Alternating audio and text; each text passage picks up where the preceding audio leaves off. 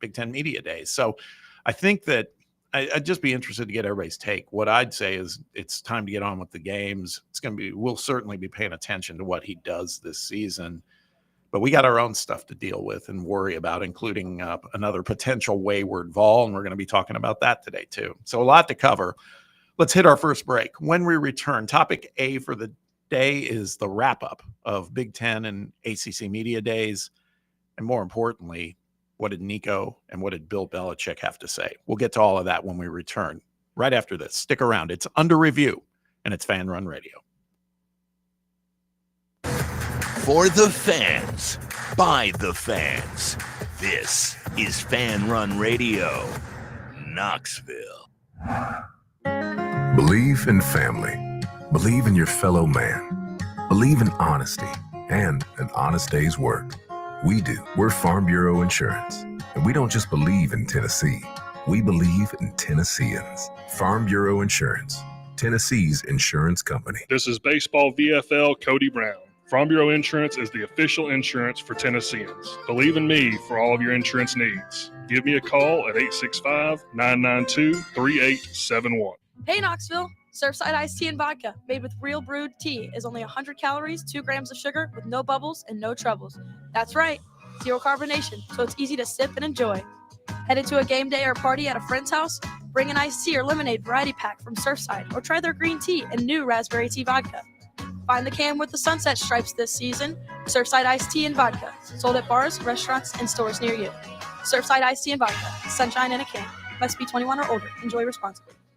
A brand built in Tennessee and born from the love of the game. Inward Half revolutionizes golfing comfort. Crafted by a former pro and dedicated enthusiast just like you, our luxury performance wear guarantees you stay cool and comfortable through every swing and every day. We're not just a brand. We've set out to create a lifestyle for those who understand that impeccable style and premium performance are a hole-in-one. Enjoy the walk-in with Inward Half. Knoxville, mark your calendars. Fan Run Night at the ballpark is back. Join us Wednesday, August 6th at Covenant Health Park as the Knoxville Smokies take on Biloxi and we take over the stands. It's all-you-can-eat night, so make sure to bring your appetite. Plus, we're hooking up the fans with exclusive Fan Run swag giveaways you won't want to miss. Come hang with the Fan Run crew, rep your team, and enjoy a summer night of baseball, food, and fun.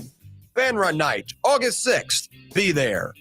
Hi, I'm Dr. Jacob Wilco, and I'm proud to join the team here at Knoxville Smiles, where we're leading the way in comfortable, modern dentistry. Many people are anxious about going to the dentist. Here at Knoxville Smiles, our team works hard to make the experience as comfortable as possible. We offer everything from warm blankets to sedation dentistry to help you relax and make your visit as enjoyable as possible. So if it's been a while since you've been to the dentist, give us a call at 865-539-1776 to experience a dental visit that will make you smile. Your Smokies are back home this week and so many great promotions every single night, like All-You-Can-Eat Wednesday and Thirsty Thursday with half-off draft beers. Huge special guest on Friday. You guessed it, Santa and Mrs. Claus. It's Christmas in July. And on Saturday, it's wrestling night with live matches after the game. Fireworks both nights. Sunday, make sure to get the little ones out early with Peppa Pig. I'm Peppa Pig. Grab your tickets now at SmokiesBaseball.com.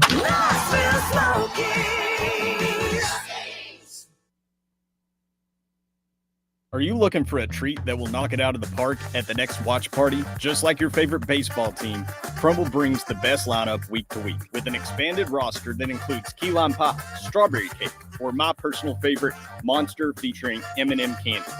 Let Crumble treat you to the best cookies in the game. Download the Crumble app and start earning rewards. You can even vote monthly on what flavors you would like to see at any store of your choice. Warmer weather is here, so get to the ballpark, but don't miss the cookies.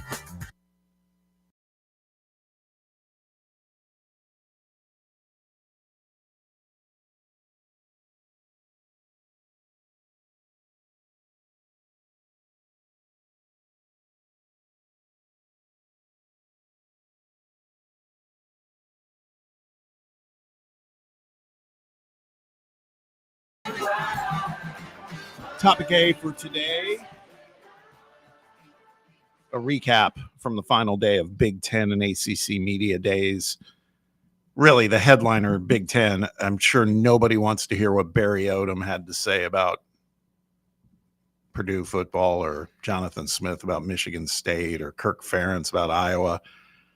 Not really sure we cared about what Deshaun Foster had to say about UCLA football, although he did much better this year than he did last year. And I'll give him a tip of the hat for kind of owning it a little bit, making a little light of it right when he came out and said, we are in Los Angeles. And, he kind of spun it into dealing with adversity and everything. Somebody did a nice script writing job for him, but I was actually happy for Foster. That's kind of a tough road that he had when he froze up there last year.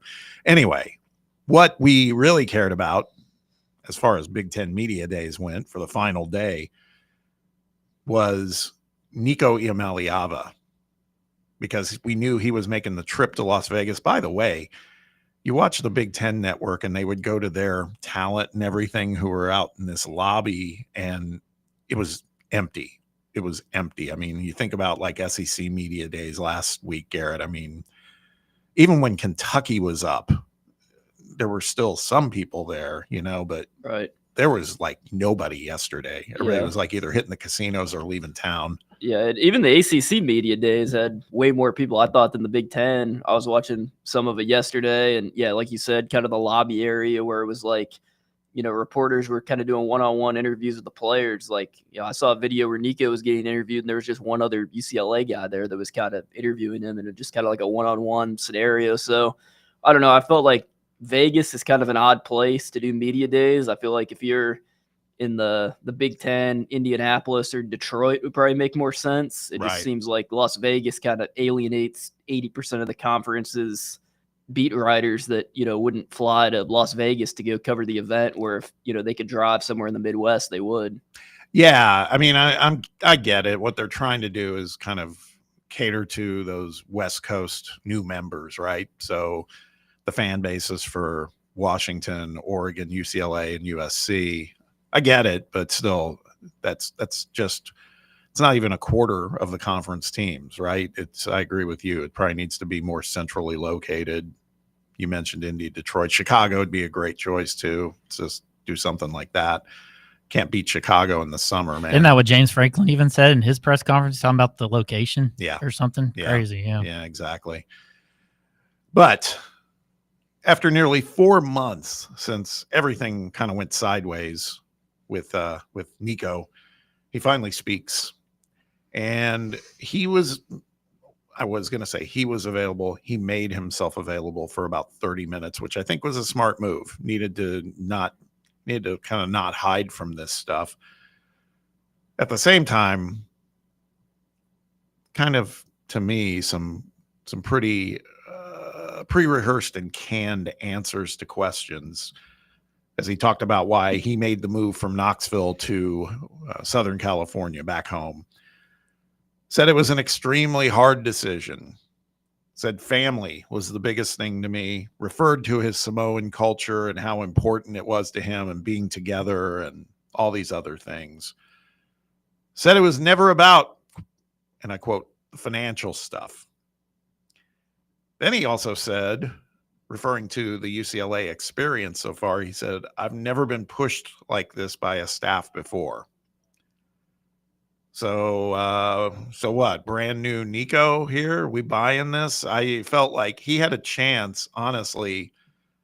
This is what I felt was interesting. He had a chance to, I appreciate the fact that when he talked about Tennessee, he spoke in really positive terms by and large. Said the experience was great, the fans are great, all that stuff. So, wise move. He didn't do anything in that regard as far as throwing shade at the Tennessee administration, the coaches, the fan base, any of that. I do think he did have an opportunity, Garrett, to maybe talk a little bit about the state of NIL and everything else, but maybe it's just a bridge too far, given the fact that we all are of the belief that his father, Big Nick, and his handlers kind of control his narrative anyway. But I felt there was an opportunity for him to just say, hey man, in this day and age of NIL, you got to go and try to find value for what and also it's not dictated by me, the player. It's dictated by the agents and the handlers everything else.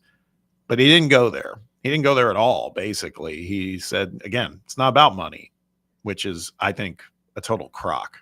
Yeah, no, I mean, I agree. I mean, it's pretty obvious that of all the reports that came out in the spring, that was, pretty much the main reason why he went to UCLA. And like you said, his dad, I think, was very controlling of it. I mean, you saw Madden, enter the portal from Arkansas and follow him out to UCLA, which kind of sealed the deal for me that it was more, his dad wanting them to get back together and, whether obviously that was for money. And, obviously he did say that it was about the family aspect and everything, but I think that's kind of, what he has to say. I'm not going to exactly fault him for that. I think a lot of these media days are kind of rehearsed answers. And even at ACC media days, when I was watching, the players pretty much all have the same answer for every question.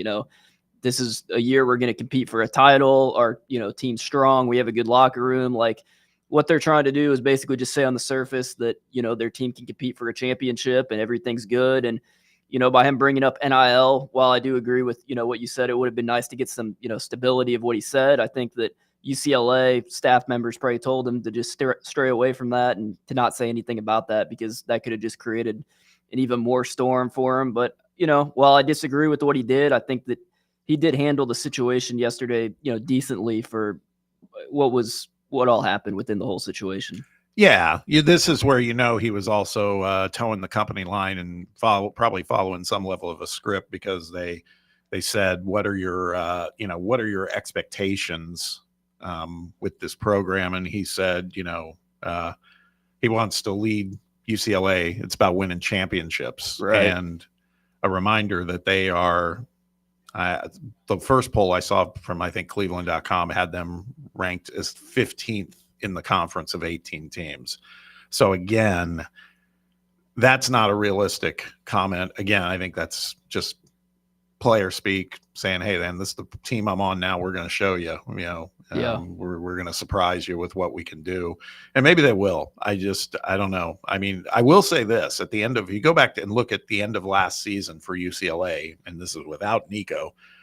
Those guys played, they looked horrible at the beginning of last season, right? Just terrible. I remember Indiana, who's a good team, but they came into the Rose Bowl and like hung about 50 on them.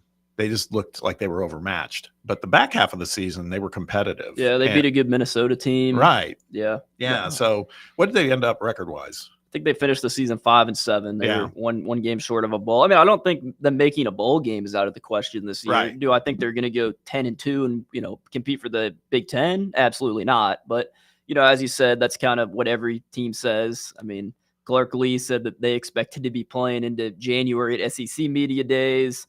I heard Purdue players yesterday saying that they wanted to compete, for conference championships basically, and it's like, not every team's going to do that. There's only about 3 or 4 teams realistically in every conference that can do that. But again, as a player, you have to have belief in yourself and your team. So that's what every player is going to say. Yeah, that's true. I mean, I was looking at some of the line of questioning. One of them was,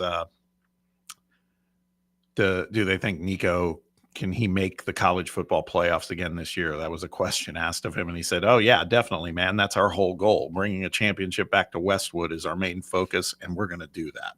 So good for him. Again, what I was getting at too, I kind of interrupted my point with that little blurb, but that UCLA team seemed to be playing for their coach. They seemed pretty aligned with Deshaun Foster, the way they played the end of last season. So we'll see, man. And I agree with you, Garrett. I think that they're probably, a bowl team. That's fair. I think that's something that could happen for them. But Brett, all these lines from Nico. I mean, what was your take? How did you think he handled himself in this? I thought he did good. I mean, he could have easily probably not gone. He could have found a reason. Hey, I don't feel like I'm a leader just yet, but at the same time, he stepped up and finally answered questions. He didn't hide behind his dad. So I thought that's a good sign. John made a good point on a show when I was listening to how the fact he said he wanted to be closer to home, but there was all this talk about him reaching out to Miami. Tulane was in the mix, and Tennessee was paying for their family to come to these games and stuff like that. Like the travel part, I don't understand so much, being away from home when, who knows? I mean, your family could be here.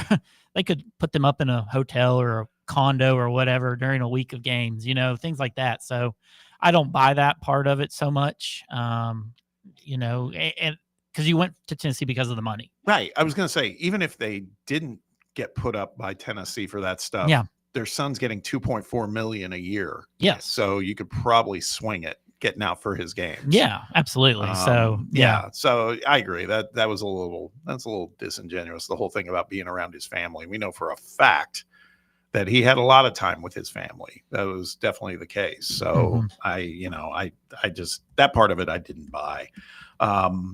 I will say this, I think for Vol fans, for anybody who still had any kind of, bitterness towards Nico and his family, I understand it. But also, I hope this is just some closure, man. Everybody just needs to move on. He needs to move on. He is apparently. Speaking for myself, like I said, I hadn't thought about the guy for a couple months, man. It's like we got our hands full again, competing at a high level. We're not going to be fighting the same battle as UCLA here at Tennessee. I don't believe so. I mean, UCLA, for them, success right now will be a winning record. We're fighting for something much more. So let's, I'm done with Nico, man. I will say the last memory I have is how hard he did play against Ohio State. And there was all that talk of him wanting to sit out that game, but I mean, busted 2 helmets, and he was the only thing that we had going for us in that football game. I remember how much I was excited coming into the season and things like that, because I saw how hard he played, ran the ball 20 times or whatever it was. He was the only thing we had going in that game. It was the only moment in that game. The only moment in that game where I felt like we might have a chance was when he ran that ball into the I feel like end they zone. asked him about that game. I was trying to find the quote. They asked him about that game, and I think that's where it said he messed up 2 helmets and how cold it was. And he said we just didn't come out the right mindset in that first half or something like that. So when they asked him, but he's not wrong about that. Yeah. But yeah, I mean, I just think that was, that was tough. That was just tough to see all of that, I think back to it, but I still think you're right that he played hard. I don't question that. I never question it. And again, I was talking to a friend last night about it and just getting his take, and he knows ball. And he said the same thing. He goes, it's really hard for me to have too much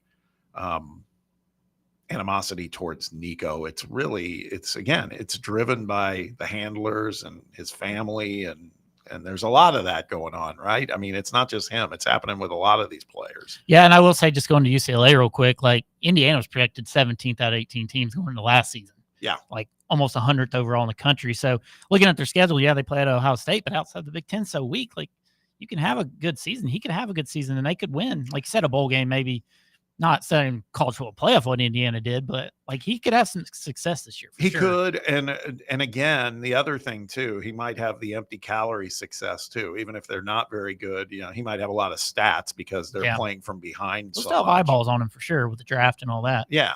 So, I mean, this is a big year for him. The other thing that came up was he's apparently wearing number 9. He spun that into, I got 7 siblings, 2 parents. So I'm playing for the 9 of them. The word was he wanted number 8, and they, one way or another, Troy Aikman has that number and it's retired currently. And the question was, would they unretire it? And the answer was no. And I'm just going to say, just based on, I've never met the guy, but I have friends who have worked closely with Troy Aikman. It's like, if Aikman had any say in this, I promise you, he was like, hell no, because Troy Aikman's not a good dude, man. That's the reputation with him. And I'm sure he might even be the type he would have been like, let me tell Nico that myself. It's like, you're not getting my number. I think you're a clown. I mean, I could see it, but I found that interesting, honestly, in this whole world of, at this point, he's trying to, this might've been the only misplay for Nico was, you come in, man, don't even ask that question of, can I get that number that's retired? Just say, I'm coming in. This is a new school. I appreciate the opportunity. Let me go with number 9 or number 7. Make your own number. Yeah, exactly. Do you agree with that? Well, yeah. I mean, Troy Aikman's a highly established NFL quarterback, and Nico's played, he started college football for 1 season. So I don't think you get the, Troy Aikman's number there in that situation. And I mean, just going off the same things y'all said, I mean, I don't have any like bitter animosity really toward the guy. I mean, I disagree, like I said, with what he did and how it was handled in the spring portal. But again, I think a lot of that just had to do with his father, Nick. And, you saw the rhetoric that he used toward Pete Nakos when the whole, situation dropped and everything that went on there. So, I'm not rooting for him to fail. I'm sure a large, audience of people listening to us today might have a different opinion, and they might hope that he goes out there and throws a lot of interceptions. But, I think a lot of the fan base, is kind of, we're past him. We're on to either Merck or Aguilar, and that's what's going to be at Tennessee. Nico's in the past. Like, most of his games are going to be on TV stations that we're not watching, and they're going to be at late night games, and we're not going to be watching them. So I think most of the stuff that we see about Nico this year is just going to be highlights, maybe on Sunday on Twitter. Yeah. He, speaking of Aguilar, that came up. And he, again, I feel like did the right thing. Just said, I wish him the best. Don't really know him, but he's going to play for a great fan base, and, just said all of those things, which I thought was interesting. All in all, again, I think it's closure. It's like, great. We've heard from him. We don't fully buy what he was saying, but it's not all on him. That's a team effort on how this whole thing went wrong. Back in December, some of the stuff we learned from Herb Street earlier in the week or got validated by Herb Street. And then in April, of course, when he left. So we're moving on. And that's just fine. All the best. We're going to take a break. When we return, we'll talk about ACC Media Days, and really the highlight there. Dabo Swinney had a thing or two to say. We'll talk about that, but mostly the Bill Belichick experience. Chapel Bill. He was, I'm telling you, man, he was in his element. Based on the parts I saw, I thought he did great. And it sounds like most people agree. We'll talk about that and what it means, too, what it means for North Carolina football. And that might be a little bit of an interesting segue into another topic as it relates to North Carolina, too. So we'll get to all of that when we return. Stick around. It's under review on Fan Run Radio. Big Orange Country's home for sports. This is Fan Run Radio. Ready to launch your career? Axle Logistics is a leading third-party logistics company where excellence is an energy. With an award-winning culture, Axle proves that positive outcomes come from a positive environment and a work hard, play hard mentality. At Axle, the drive for success is infectious. And with an uncapped commission structure, hard work isn't just noticed, it's rewarded. For those with big goals and even bigger dreams, Axle Logistics is the place to start your career. Yeehaw! I've been hooting and hollering ever since I started betting with the VIP Play app. VIP Play has more than 200 leagues, every bet type you can imagine, live betting and live hosts, all with 24/7 support from real live people when you need them. Start betting better with the VIP Play app today. Don't be a better, be a better with VIP Play today. Download VIP Play today or head to VIPPlayApp.com. Make sure you use the promo code FANRUN to take advantage of their welcome bonus and so they know that we sent you. Gambling problem? Call 1-800-8899-789. Must be 21 or older and located in Tennessee to bet.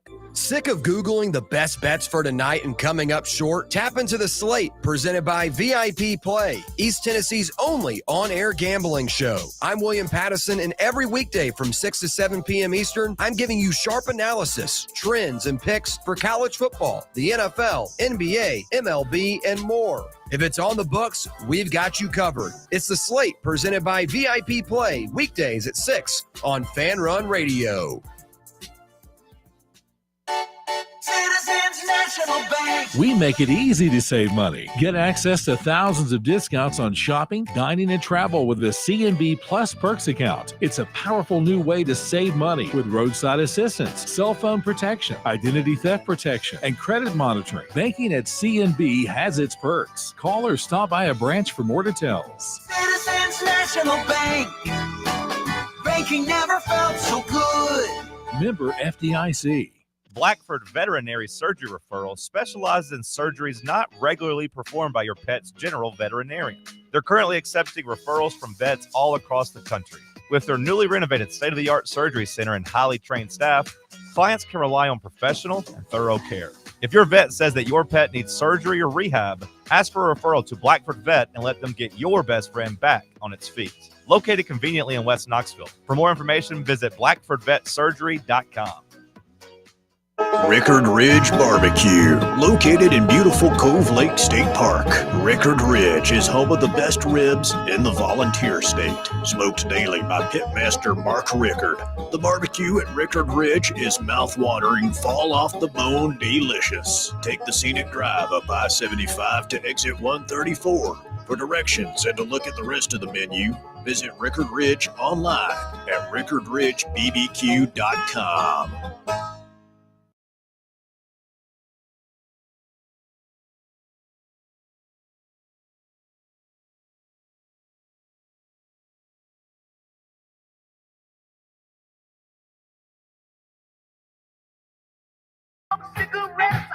Welcome back. Final segment, hour one. Let's jump over to the phone lines where we have Roberto waiting to say hello. Maybe a few other things. Usually he's got a few things on his mind. Roberto, what is happening, man? Hey, hello, guys. That's all I needed to say. I hope you have a good weekend. Best to you. That's me. Yeah. Talk later. Was that Alabama Shakes on the way in there, Yeah. Brett? Yeah. Yes, sir. Oh, man. I haven't listened to them in forever. She's a phenomenal singer. Have you guys ever seen them in concert? I have. Yes. You like them, Bob? Love them. I thought they were amazing. Her, she's got like a jaw issue that's not human, and that's what I think allows her to be like great vocals to begin with. But I mean, she can just belt, man. She's amazing. Yeah. Pretty cool. Yeah. Well, anyways,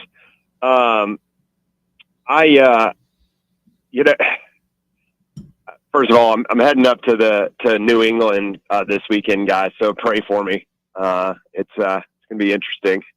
But I wonder if this Boo Carter thing is just deflating the rest of the fan base as much as it has me.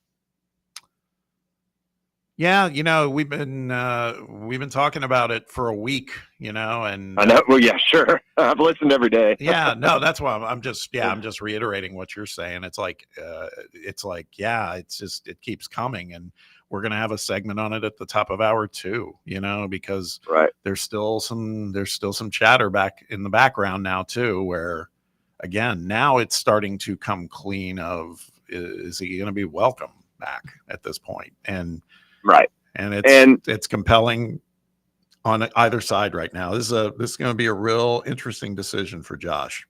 Yeah, I was going to say it's going to be a hell of a hill to climb for Heupel on both sides. Right. Number one, to get the kid to humble himself, almost humiliate himself in a way in front of his teammates, so that he'll be accepted back. But then to get the teammates to accept him back as well. Because I mean, guys, Boo Carter is a talent that you have to have on your roster to win SEC games. Agreed? Not have to have, but yes, I think well, no, because we may not have him. I'm saying, yes, you're right. But you are right that he is a difference maker without a doubt. And whether he costs us a win or two if he's not out there remains to be seen, but it is plausible. I think he costs, if he's not out there, I'm moving Florida from a toss-up to a guaranteed loss, which you probably should be there anyways. I'd say Alabama's a loss, Georgia's a loss, and I would say at this point with Mateer, the way he plays, I'd say Oklahoma's a loss. And then you never know. I mean, like, I think the loss of him and Nico took you from a 10-win potential team to maybe 7, 8 if you have a great year. If Josh Heupel wins 8 games without Boo Carter or a Nico, I mean, you're looking at SEC Coach of the Year material. And anybody who doesn't understand that doesn't understand football. That's how valuable. I think that Boo is more important to this team than Nico. Is that a hot take? No, I think that's probably real. And what I was going to say was, I think we're, very plausibly an 8-win team, even with Boo Carter. Honestly, there's still, dude, I think there's still some unknowns there. That's all. That's fair. But I think that's fair. But I mean, I'm more aligned. Potential to be. Yeah, I'm sorry. Go ahead. No, I was just gonna say I'm more aligned to being with Boo, like a 9-win team minimum. But 8-4 wouldn't shock me if that happened. I'd be bummed, but But yeah, point taken. I do think that pretty much makes that a reality, that's a good season for this team if you lose someone like Boo. But it's this whole thing we talked about yesterday too. It's like we do not want, as fans, any association with our program as well to be like the Mark Richt situation, So I mean, that's his Mark dilemma. Richt has lost control of your program, right? type of deal. And that's the dilemma. Yeah, that's the dilemma, man. He basically has been saying that, and it's like they haven't lost the locker room. But again, you could argue that this move, if it happens, if they say, "Boo, you're not welcome back," that's an attempt. We talked about it with Ryan Callahan yesterday. He kind of concurred. It was like that's the attempt to maintain the integrity of the locker room. Yeah. I heard, actually it was on the drive and Bear said it, so I take that with a grain of salt, that Boo would be able to go anywhere he wanted and transfer as long as he was a walk-on. I don't think that's true. No, I think Garrett, you weigh in. I think it might be actually. Yeah, so if you can transfer as a walk-on, and then you can basically work your way on scholarship by the way that you play. I also saw an article on that. So air quotes by the way you play, like the BYU quarterback, right? Retzloff. Yeah, well, that's exactly what he's going to do. Transfer though, he's a senior transfer, and he got dismissed from school. Yeah, well, Boo could drop out of school, right? And or whatever. That's what he would have to do. He didn't drop out; he was kicked out, and I wonder if that's different. Yeah, that's what I'm getting at. Yeah, because Retzlaff's the only guy we have like an example of, right? Right. But it's my understanding, like Garrett just said, that Boo could go somewhere as long as he's, at the beginning, he's paying his way to get there. Oh yeah, so that $800,000 we bumped him to a couple months ago is actually going to help him leave us. That's the most ridiculous BS I've ever heard in my life. I know. They've got to do something about this. That's obscene. That's actually obscene. Well, just like he's going to start for Colorado. You guys realize that he will start day one for Colorado. Well, that's going to happen. Just like what we were saying about Nico earlier, when he did the whole, I need to be near my family, Samoan culture, yada yada, and this whole thing about, and I know you posted something on X about this. I think I saw it about, you know what, all the family, and I know too, everything's been comped for that family when they were coming out. But even if it wasn't, 100%. Kids making $2.4 million a year. I think you guys can swing, some flights on Allegiant or whatever it would be to get out here. Well, and even at that, I mean, you and I know damn well that the Haslams were providing their plane at 12 o'clock Eastern Standard every Friday to fly them wherever they wanted to go. I'm 100% sure of that because I know one of the pilots. Yeah. And beyond that, guys, see, now you triggered me. Got me on the Nico thing. Like, I cannot believe how nobody believes that. If you believe that, I got some oceanfront property in Arizona. Thank you, George Strait. Right. Saying things like that is just asinine. It actually makes you look stupid. Have these kids ever figured that out? Sorry. You know what Boo needs to say? I'm walking on at Colorado because they're going to pay me $1.25 million to come play there, and I'm going to pay my own freaking way. Agreed? Yeah. So I'm sorry. Trigger warning. Berto got triggered on a Friday. But I'm just picturing you. You mentioned George Strait. Have you ever rocked some of those George Strait, like hard creased jeans? Yes. Without a doubt, 100%. That's a problem. That's Roberto, circa 2002 at Cotton Eye Joe's, right before I met my wife. How about them apples? Yeah, I was gonna say. Yeah, I mean the crease front jeans got the wife, man. You've seen her, Bob. You know. Well, works every time. Good Lord, I missed something then. Clearly. Oh, if you guys haven't seen my wife, she's a total smoke show. Bob can attest. Pretty lady, yes. Sir. Yeah. Guys, I really appreciate the time. I guess the whole reason for my call is I'm just sick of being the program on the forefront of always being good in NIL and then horrible at handling the NIL, which we are at this point. We're the best at the front end and we've been the worst in the back end, and everybody in the world is seeing it like that we can't hold on to elite talent. That's how it's being. I mean, I have friends in other fan bases as well as sure as you guys do, and they're going, can you guys just not hold on to talent? I mean, this has come from a Georgia guy who, I mean, every second day you turn around, they're having a guy, brought up on felony charges for killing somebody with his automobile or going 140. You know what I mean? Yeah. So What's wrong with Tennessee, and is it a Josh Heupel problem? I had that question on the drive yesterday, and I'll leave you guys with that. Is it a Josh doesn't know how to hold on to talent thing? Guys, have a great weekend. Enjoy yourselves. Thank you, man. Yeah, I think that's a TBD when you ask that question about Josh's ability to hang on to talent. Because I feel like the reason I say TBD is it's not I'm not ducking it. The truth of the matter is there's so much that's still unknowns with the way all this stuff's being handled with NIL and everything else. It's like, check back with me in a year or two when maybe we have more guardrails in place, because I think it's hard for anybody right now, unless, you just kind of have a free for all, which sometimes I swear to God, it feels like that's what Kirby Smart's doing. Is like he's coaching the hell out of them on the field, and they have a lot of accountability on the field, and I guess maybe in the locker room. But man, when they get out of that locker room, apparently anything goes. Yeah, and I mean, like you said, I don't think this is a Josh Heupel problem, in my opinion. Unless you're one of the top schools like Texas, Georgia, Alabama that has the championships to show for it, can retain talent with the money that you have. Like this effectively happens at every school. Like we're not the only school that is lost a player or had a situation like this transpire this spring. Like we just know about it more because we primarily cover Tennessee and we're much more in the loop of Tennessee than any other program. But I can guarantee you that there's some type of effect that happens at almost all 136 schools.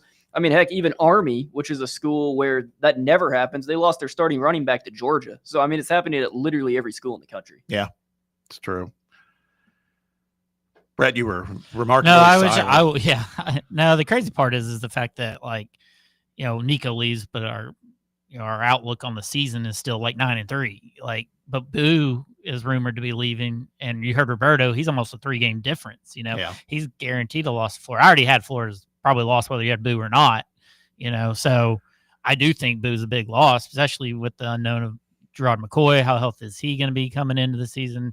He's a freshman All-American. That's an SEC. You expect a big bounce back year. Thought of him on offense. So, when you say all this stuff, it's going to be a pretty devastating loss if he's gone, to me too. I really think that. So, yeah, but yeah, it's just, man, it's tough to lose these guys. No doubt about it.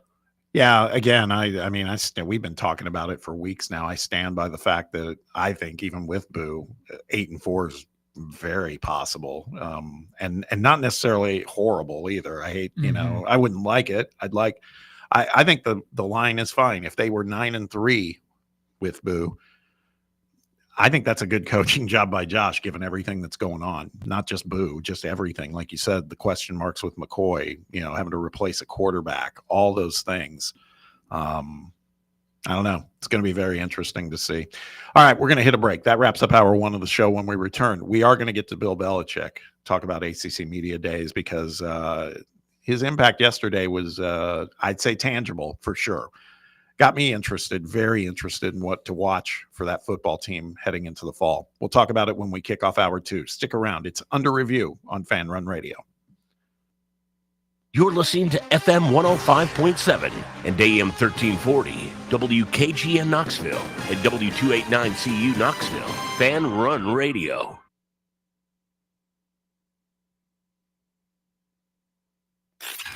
Now, it's time for your Atlanta Braves morning update, presented by Tidal Wave Auto Spa. Get clean car happy at any of the 250-plus Tidal Wave Auto Spa locations today. Braves start a 3-game set against the Rangers. I'm Barrett Sully, and this is your Braves Radio Network morning update. Get clean car happy all season long at Tidal Wave with exclusive membership discounts, giveaways, and more. Visit TidalWaveAutoSpa.com/Braves for more information.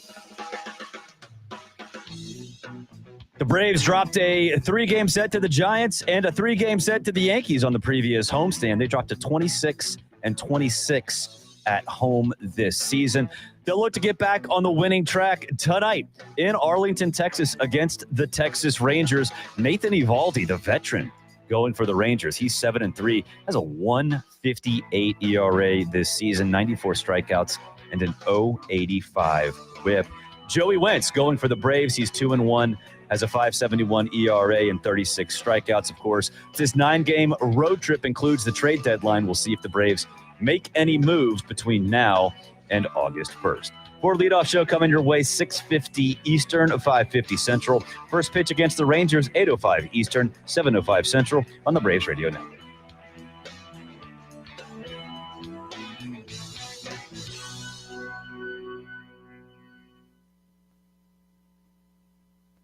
Barley's has live music on weekends, general team trivia on Wednesday nights at 8 p.m., and now live sports trivia courtesy of the Knoxville Trivia Guys every Thursday night upstairs. The game starts at 7 p.m. and is free to play for everyone, so head on down to the Old City and show off your sports knowledge and win gift cards to Barley's. Use those gift cards to buy some delicious food and drinks, and you can take it all in with their wide selection of TVs and indoor projectors. Barley's Tap Room and Pizzeria.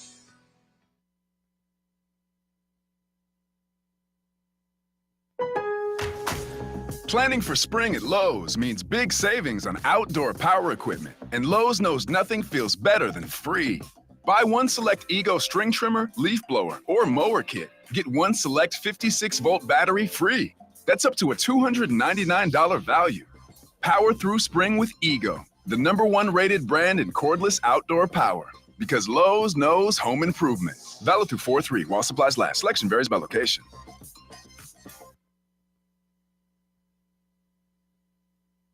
Your tax refund belongs to you, not an identity thief. Over $6 billion in tax refunds were flagged by the IRS for possible identity theft last year. If you're in a bind this tax season, LifeLock can help. They monitor and alert you to identity threats you'd miss on your own, even if you're careful with your personal information. And if you do become a victim of tax-related identity fraud, LifeLock has U.S.-based restoration specialists ready to help solve your identity theft issue. Plus, all LifeLock plans are backed by the $1 Million Protection Package, meaning LifeLock will reimburse you up to the limits of your plan if you lose money due to identity theft. Let LifeLock help protect your financial info, so all you have to worry about is what you do with your tax refund. Go to LifeLock.com, save up to 25% off your first year. The promo code is HERD, promo code HERD, to save up to 25% off your first year. LifeLock.com. Identity theft protection starts here.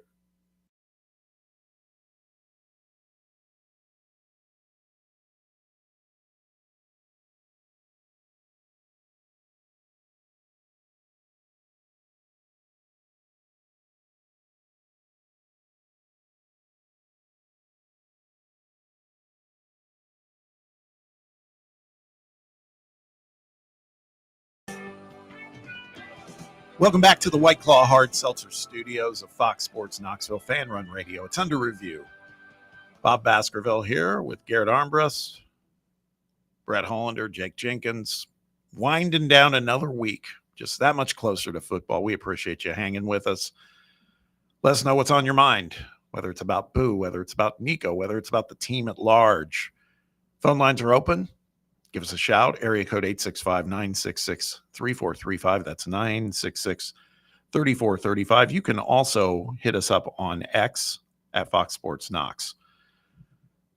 One more media day thing that I would like to talk about as it relates to the ACC, and then we're putting the talking season stuff to bed because it'll be over. But we talked about this all week long, saying the one thing that we felt would be some must-see TV or must-listen sound bites for ACC Media Days was when the final day hit and Dabo Swinney and Bill Belichick both spoke.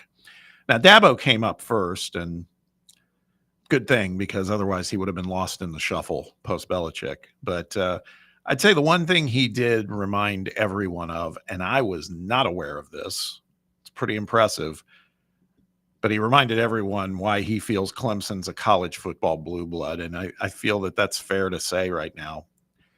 Garrett, they are one of only 4 teams in college football history to have 14 straight seasons with 9 or more wins, and 13 of those 14 seasons, Clemson had 10 or more wins. Yeah, I think Dabo Swinney is, I don't know where he's going to go down, top whatever, when his career ends, but you're looking at, honestly, one of the best football coaches in the modern era of college football. He has been, especially in the 2000s.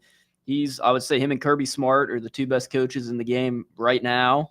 And since 2000, I mean, Saban, maybe Pete Carroll, a couple other guys are in there, kind of top, 5-6 coaches. But I would say over the past, 40 years, he's got to be at least a top 10 to 15 coach. And I think people just really don't understand the level of consistency that team has put together since, 2009, 2010. It's just 10-win season after 10-win season.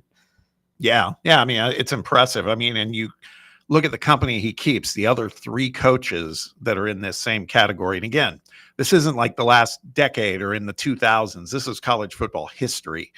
The other coaches that have 14 straight seasons with 9 or more wins: Tom Osborne at Nebraska, Bobby Bowden at FSU, and then, of course, Nick Saban at Alabama. So, yeah, I think you're right, Garrett. I mean, Dabo drives me nuts with some of his, his theories on the portal, et cetera. Don't ever want to question somebody's spirituality or their faith, but always talks about praying on it and all these other things. And it's like, that sometimes is a little, I feel like maybe he's kind of ducking some of the real issues to talk about. That said, the guy wins. There's no question about it. Really, really good coach. Moving on to the main event that happened yesterday. It was Bill Belichick, and he looked very much in his element. As a matter of fact, I've never seen him this comfortable when he was an NFL coach. He was cracking jokes. I dare say he was smiling. This is while he's on the podium. And I mean, he seems happy in his new role. He spent extended time with the media. When does that happen with him? So I would say the anticipation grows. The one thing he said as it relates to his team, I mean, he said a lot of things, but the one thing that I took away was he emphasized patience. And what he meant by that was, you guys, there's a lot of comparisons. There's a lot of expectations given my success as an NFL coach. Do not confuse the way the NFL conducts business with the way college football has to. And what he meant by that is, he goes, you're a few injuries away from being potentially in trouble, right? In the NFL, you can just go and sign this multitude of free agents that are out there and that can kind of plug the gaps. North Carolina is not Georgia. They're not Alabama. They're not Texas, Ohio State, not even Tennessee at this point. So they don't have a plethora of depth right now. So they get some guys hurt. This could turn things around pretty quickly for this team. So I thought that was interesting. I think his point was, I'm excited. You all should be excited. But again, temper some of the expectations, because there's a real fine line. We've seen it. A great example is what we saw with Florida State last year. They only win 2 games, and everybody rushes to the fact that that's coaching. I think there's other extenuating circumstances, and there's, no reason to believe Florida State couldn't turn around this season and win 7 or 8 games. It's just some things get sideways in the college game and you can lose the rope pretty quickly. Yeah, no, I mean, exactly. I mean, they've kind of put all their chips in on Gio Lopez, who's going to be, their projected QB1. He was the South Alabama transfer, put up really good numbers last year. And like you said, if he were to go down in injury or not play as well in ACC ball as expected, their backup quarterback is going to be Max Johnson, who came off a season-ending injury last year, week 1, and you don't really know how that's going to come back this year if he's fully healthy and what could happen. Their wide receiver room is, I would not say it's exactly deep. I mean, they have a lot of skill position players that are going to be RB1, wide receiver 1 that can make plays. But as you said, when you get into the depth charts and you go 4 or 5 wide receivers in or 3 running backs back, do you have enough depth? And especially on the offensive and defensive line, where players are going to get worn down throughout the season playing the Miamis and the Clemsons and the top teams in the ACC, do you have the depth throughout the season to be able to do that? This seems like another team to me where if they make a bowl game and go 7-5, I think that's a success. He's obviously, from what he's built at the New England Patriots, he's going to get people to commit to him. He's going to have high school players want to play for him. He's going to always probably do pretty well in the transfer portal. They have the Jordan money, but this is kind of a stepping stone year. And week 1, I mean, they play TCU. So we're going to know week 1 how good they really are. Yeah, I mean, and that's a good segue to what I talked about earlier, the Belichick effect. all North Carolina Tar Heel games are sold out for this season. And when I say sold out, not just season tickets, individual tickets, they're all gone. Now, their stadium's not the size of a Neyland or somewhere else, but still, the interest is there. There's no question about it. Like you said, Garrett, I think he is catching the attention of some of these high school kids, a chance to play for perhaps the GOAT, the greatest coach of all time, at least at the pro level. Now he's going to try to cast some success in the college game. The Labor Day opener against TCU will be a spectacle. We talked about this a little bit yesterday on the show. ESPN is going to be televising that game. They're also going to be doing a dedicated 1-hour college game day for that game. And it's got a cast of thousands, it's got Herb Street and Saban. And it's crazy. Reese Davis is not hosting it because he's going to do play-by-play of the game with Kirk Herbstreit. So, you got, like I said, McAfee, Saban, all the big names, Desmond Howard, Pete Thamel. It says Teddy Bruschi's going to be on there too. I forget who's hosting. Is it going to be Matt Berry? Matt Berry? Okay. Yeah, that makes sense because he's their in-studio guy on the weekends. So, so they are this is going to take us back. And this exhausted me a couple seasons ago when this was going on with Deion Sanders. Do you remember the coverage on Coach Prime? There were times where College Game Day and Big Noon were both in Boulder doing pregame shows. I have a feeling, boy, for sure, if Belichick and North Carolina go out and win that first game against TCU, then you're going to see things escalate even more. But it's going to get nauseating too if they're a 6-6 team and you have College Game Day at UNC Louisville because they want to go see Belichick. But it is an unprecedented thing. I can't really think of another coach that's had obviously to that level of success in the NFL and then this would be like Greg Popovich going down and coaching college basketball, or Phil Jackson coaching college basketball. It's just not something that you see happen very often, if ever. So, it's definitely going to be interesting. I think really the start they get off to the season, if they can start 1-0 and they beat TCU and they get some momentum going into ACC play, it's going to be interesting to see because, as you said, the football stadium being completely sold out. This is a basketball first school that's, completely selling out their football stadium for a team that honestly really hasn't been that impressive over the past decade. Yeah. No, I think you're right. It's going to be amazing to watch. I got to say, I'm intrigued after what I saw yesterday because it felt like it's a bit of a reinvented Bill Belichick, at least from a media days perspective. If this were the NFL, we made fun of it yesterday. It'd be a lot of his old school, just moving on to the next game. No comment really on the offense. He's not like that, man. We've been watching him in his post NFL career anyway on TV. And I was going to say, I'm kind of enjoying it. When he was doing the stuff with Peyton and Eli on the Manning cast on Monday Night Football, I loved it, man. It was outstanding. So it feels like he's reinvented himself a little. Let's see if that's going to quickly convey into wins on the field, because that's a bit of a challenge at North Carolina. I think this is a good segue too, because this news came out yesterday. Many of you might have seen it. We just focused on Clemson and North Carolina. It turns out that there's sources that are reporting potential realignment moves by North Carolina and possibly Clemson from the ACC to the, wait for it, SEC. How about the Southeastern 18, everyone?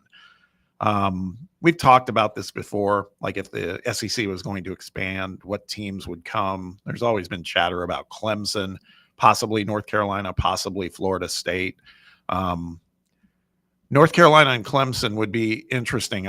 North Carolina kind of led the headline yesterday, but I don't see this kind of move happening without a second team. I think they move in twos at this point to kind of keep everything at an even number. But how do you feel about this one, Garrett? And Brett, I'm going to want to get your take on it too here in a second. As far as I think, look, I'm for it. I think it elevates the conference from a standpoint. It definitely elevates it in football with Clemson. And who knows what it could mean with North Carolina in football. But then in basketball, I know North Carolina's hit some hard times, but they're still North Carolina. And Clemson's been a tournament team recently, been too. the Final Four a couple of years ago, or Elite Eight? Elite Eight. Elite Eight, yeah. Elite Eight. But, yeah, what are your thoughts on this? I think, yeah, it would be interesting. I think obviously you would have to move in twos. I don't think you would have 17 teams in the conference. There's very few conferences that have an odd number just with the way scheduling works out. Obviously, without divisions, it would be possible, but I still think it would be kind of a strange thing to do. If this was 4 or 5 years ago before Texas and Oklahoma had been added, I probably would be way more in on it. I think at the time that I'm at right now, I'm happy with 16 teams. If it happened, I wouldn't be against it, but I don't think that I'm negotiating for it to happen. Now, I know it wouldn't happen. I think it's 2030, 2031 would be like the earliest that this could happen. So, I mean, who knows what's going to happen 6 years from now. But like you said, it does elevate the conference and football definitely with Clemson, basketball with Clemson and UNC, and even baseball. There are 2 good baseball programs that would come into the SEC. So it would be fun. I mean, if you were going to add 2 new schools from the ACC, those would definitely be the 2 that I would pick. Maybe Florida State, but yeah, I would say I'm kind of neutral on it. Yeah. Brett, your thoughts? How does it work for Duke and UNC basketball? Because that's a huge sticking point. And Duke football is not horrible. No. I mean, they're a competitive team, and things like that. So I'm just wondering how the Duke Carolina dynamic works for that, because you're talking about biggest rivalry in all of sports right there. So I wonder about that. And I'd be more so, I don't like the 18 teams. I think that's weird having like a 9v9, SEC tournament or like it's something like that. Maybe then you're talking buys and things, and you already are, but I just wonder how that would work. I'd be more so, especially 6 years down the road, maybe you're talking about dropping 2 teams to add 2. Or something like that. I like the 16 number personally, but I think ultimately I'd be all right with a UNC and Clemson joining. But I just wonder, the whole UNC Duke dynamic, how that would work. Well, I would think that it's almost it'd be a foregone conclusion that the assignment for the SEC ACC challenge in basketball would have to be that Carolina Duke. They just might not play twice now. Yeah, but I agree. That's a big ding for Carolina and Duke basketball fans, right? To only play. Is Clemson that much?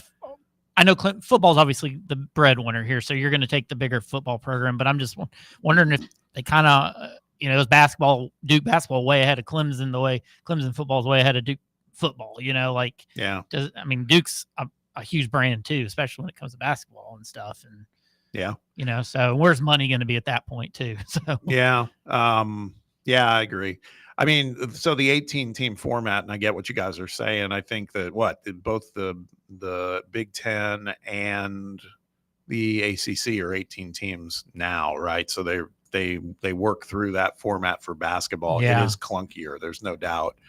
But and I can't remember what the Big 12. I think the Big 12 is still at 16 teams at this point, even with all those teams that they've added. But I don't know. I'm kind of down with it, to be honest with you, because I'm trying to imagine what North Carolina would be the equivalent to right now in SEC football. They're not us as far as I'm concerned. They're more, I don't know. Are they more like Arkansas? I'd say like a 6-6 SEC team. Yeah. Right now at this moment, I think that's fair. Kind of put them in that kind of category. Basketball, again, they've fallen off the last 2 seasons, but they're also just 2 seasons removed from a Final Four. I mean, with the history of their program, I mean, they did have the best history of any basketball team. Well, without that run, they were a 9 seed in that tournament. I know. Too. They were terrible. They barely squeaked into that one. Look, I think that's what's going to be interesting. If this happens, it's a couple years down the road. But what I was going to say is North Carolina basketball is going to be interesting to watch this season, because now Hubert Davis has done the whole. I needed a GM type of person, and do conferences look more like all sports, or are they just strictly looking football? I think football is definitely. Because I'm looking at it, then if that's the case, then I'm looking at a Florida State and Clemson. If you're not too worried about a basketball, baseball, anything down the road. But. Well, and I was going to say you could argue if Florida State and Clemson, that'd be great for baseball, but North Carolina's good in baseball too. So. North Carolina's also got, I mean, they're pretty good at a lot of women's sports, aren't they? I mean, lacrosse and soccer. Yeah, I mean, they have a lot of lower revenue sports that they're like national champions in. Yeah. The other thing to factor in, and they'll say that this factors in, I'm not sure it does, but if they're true to their word, North Carolina's really strong academic institution too, and same for Clemson. So those are other there's factors that the Donde Plowmans of the world would be paying attention to as well. So I don't know. Again, I'm kind of for it, to be honest with you. I've always been. When I was in high school, I had a chance to go to a University of North Carolina football game in Chapel Hill. They were playing, I don't know, like Wake Forest or somebody. And I loved it there. I was a high school kid and I'd never been to like Knoxville and Neyland Stadium, and that's a totally different vibe. But my point is, North Carolina's always kind of piqued my interest because of the time I spent there when I was a kid. And so I'm all for it. I don't know that much about Clemson other than what we see on TV and on the field, but I'd prefer, if it's going to be expansion, I prefer it's something like that, and it's not some team coming out of the blue. Like somebody was talking about West Virginia. It's like, no, man, I don't want to do that. I don't want to do that. Let's find ways to get better in some of our signature sports. All right, we got to hit a break. When we return, we're going to be joined by Ryan Sylvia with Rocky Top Insider. We're going to talk a little bit. We did it a little bit with Roberto when he called in, but we're going to talk some about Boo Carter. We'll get his take on what he heard in the Nico Iamaleava media availability yesterday, because he tracked it and dropped an article about it as well. So we'll get to all of that on the other side. Stick around. Be right back. It's Under Review on Fan Run Radio.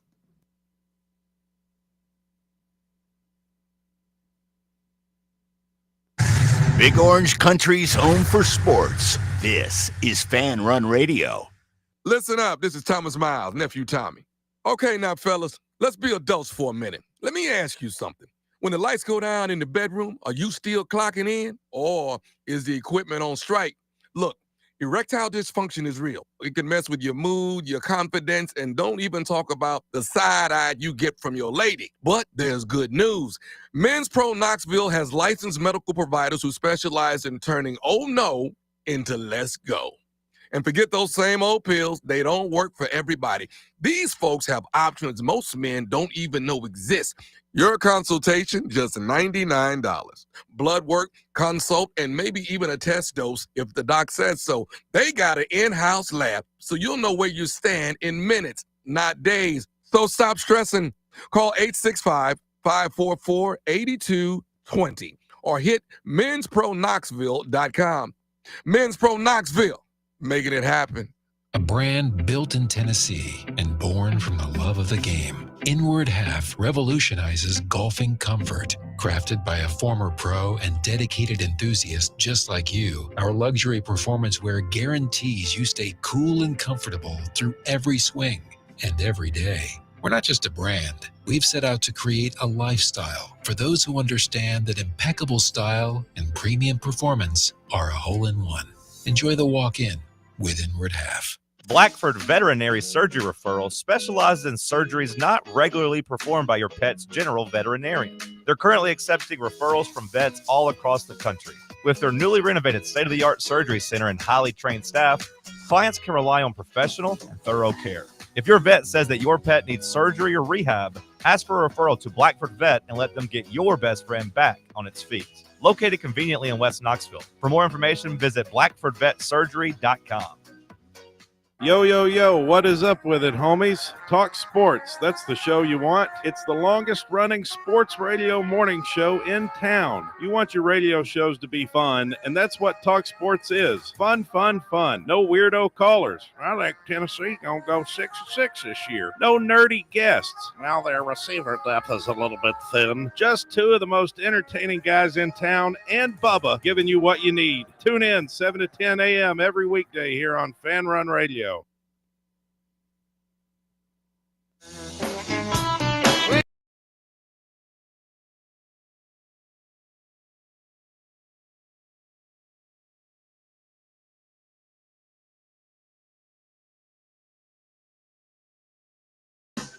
Welcome back.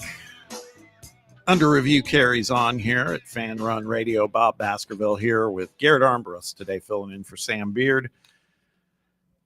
Talk a little Tennessee football.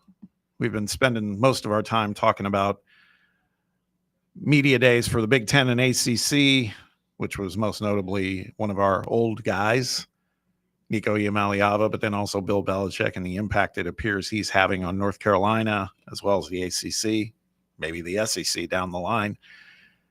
And then we talked a little about Boo Carter, but we haven't gotten fully into that. So let's get a perspective from a guy who's doing a fantastic job covering all of this stuff for Rocky Top Insider. You also hear him sometimes on The Chase with Chase Thomas. It's Ryan Sylvia. Ryan, thanks for hopping on. How are you, man? Yeah, I'm doing good, guys. I appreciate it as we're kind of counting down the days to fall camp. I'm excited to get our, I guess, first look at Joey Aguilar, second look at a lot of the guys that came in this past spring, and really start counting down the days to college football season.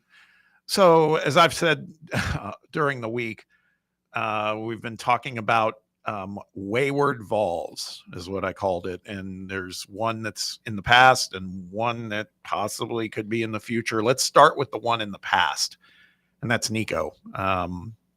So we were all kind of waiting to hear what he had to say yesterday when he made himself available for the media at Big Ten Media Days. I want to get your take on it. I know you dropped a piece on RockyTopInsider.com about this, kind of recanting everything he said. But what was your takeaway? For me, we talked about it earlier, and I said he said a lot of the right things. I appreciate the fact he didn't try to hang out Tennessee at all, but at the same time, it might have been a chance to talk about, man, this day and age in NIL, it's hard. You got to make hard decisions, and some of it's not dictated by me, the player or the student athlete. It's dictated by your handlers, and in his case, his parents, et cetera. But chances are Big Nick might not have allowed that to happen. But what was your take as far as how he handled himself, how he acquitted himself? Did you walk away and say, okay, that felt like closure to me? What was your take, Ryan?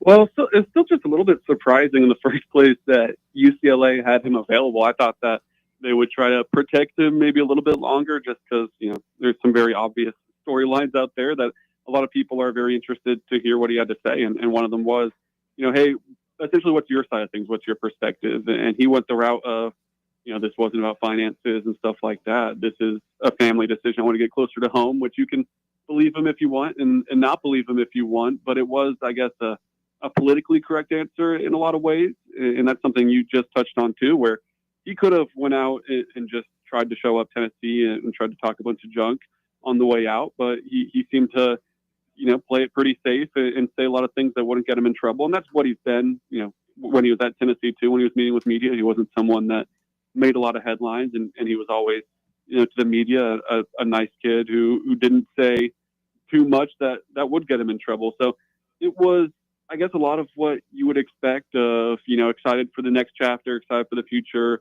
love this offense, we're going to go win a national championship. And I think that's pretty much what anyone at any school tries to say, as unrealistic as it is of UCLA to even probably win like 8 games this year, let alone win a national championship.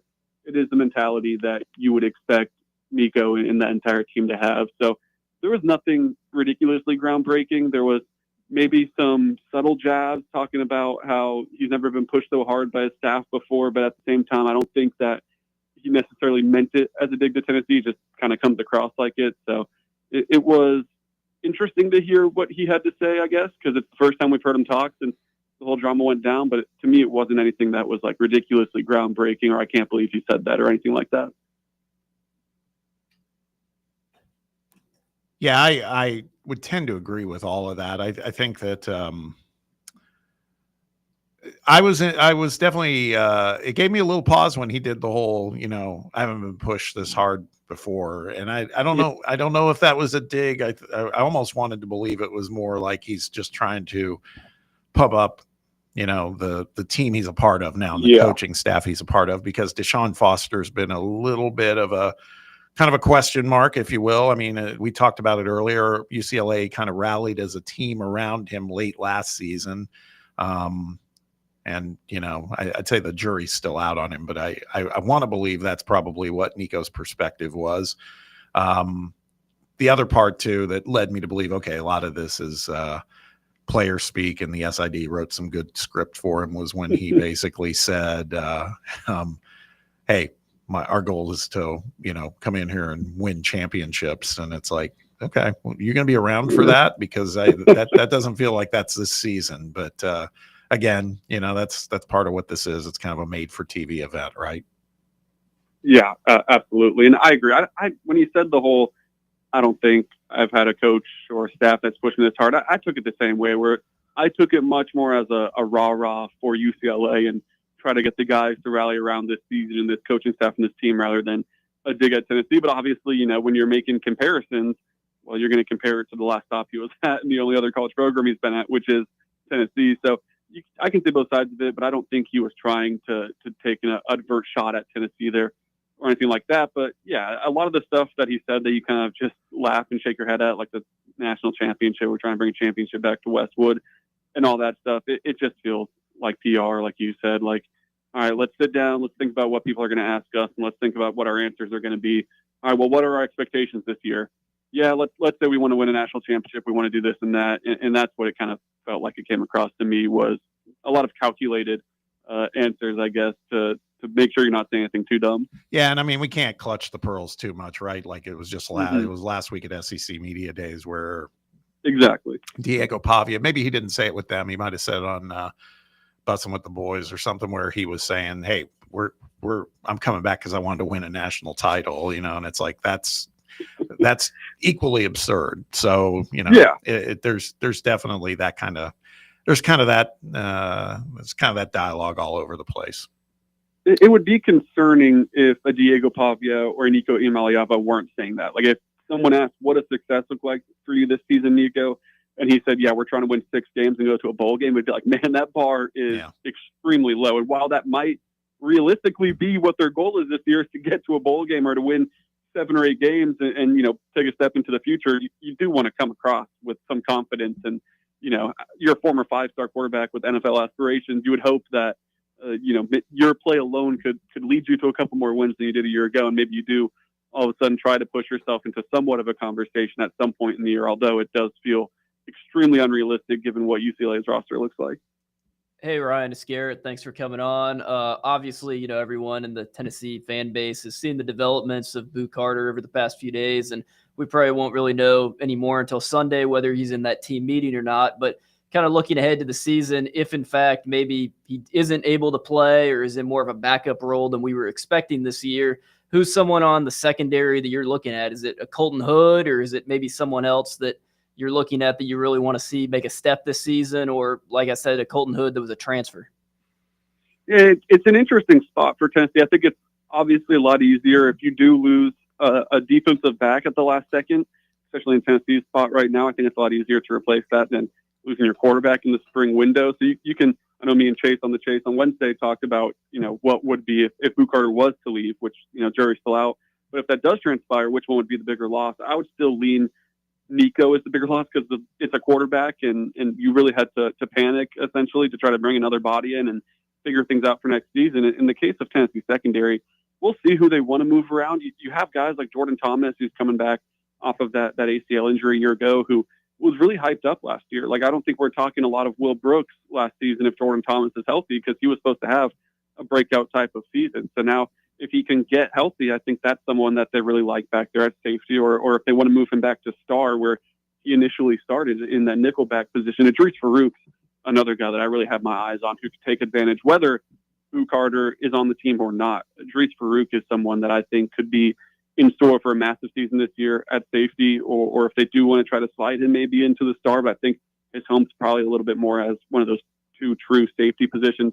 I think he could be really good, but no Jermod McCoy, at least for now. We'll see where he's at once the season actually gets underway, but that cornerback spot does feel very nice. I know that's not where Boo Carter plays, but if we're talking in the secondary, you got Jermod McCoy, obviously, and then Ricky Gibson III, who is kind of surprisingly still on the team in a way after what he announced his intentions were going into spring practices. But Jalen McMurray and Colton Hood are 2 very solid guys to have in relief there, and they got some young guys behind them too, like a Caleb Beasley, that I think that position is in very good hands, and you do have the depth to kind of make up for loss. Although, of course, you would want Boo Carter, and, of course, he had the potential, or still has the potential, to be the best player on your football team next year. You got guys behind him that I think you're pretty confident in. We're talking with Ryan Sylvia from Hockey Top Insider, talking Tennessee football, and we'll stay on the topic of just Boo Carter writ large, and that is here we are, we're closing in. I think Sunday night there's a big, the team kind of, it's almost like the beginning of a summer camp for any kid that goes away. You kind of all convene somewhere, and it sounds like that happens on Sunday night with the football team, and then things start to happen. Josh starts off with the media, I think, on Tuesday the 29th, and then the real practice stuff hits on the 30th, correct? Yeah, Wednesday will be practice one when they actually hit the field for the first time. So my question is this, because I'm hearing some stuff, and this is the thing. We all hear stuff, and the traction it has is always up in the air. Everybody's got a source. I've got a source, and a lot of stuff ends up being true, some of it not so true. Sometimes you just don't know. But some of the stuff I'm hearing more recently when it comes to Boo Carter is that, again, everybody's been talking about, God, what's going on? Does he even want to be here? I mean, I'm hearing something to the effect of he wants to be here. The question is going to be, is he welcome back at this point? Because we saw what happened with the situation with Nico, right? Mm-hmm. And Josh dug his heels in and was like, this is not happening, and the more we talk about it was interesting. Yesterday, we had Ryan Callahan on, another Ryan.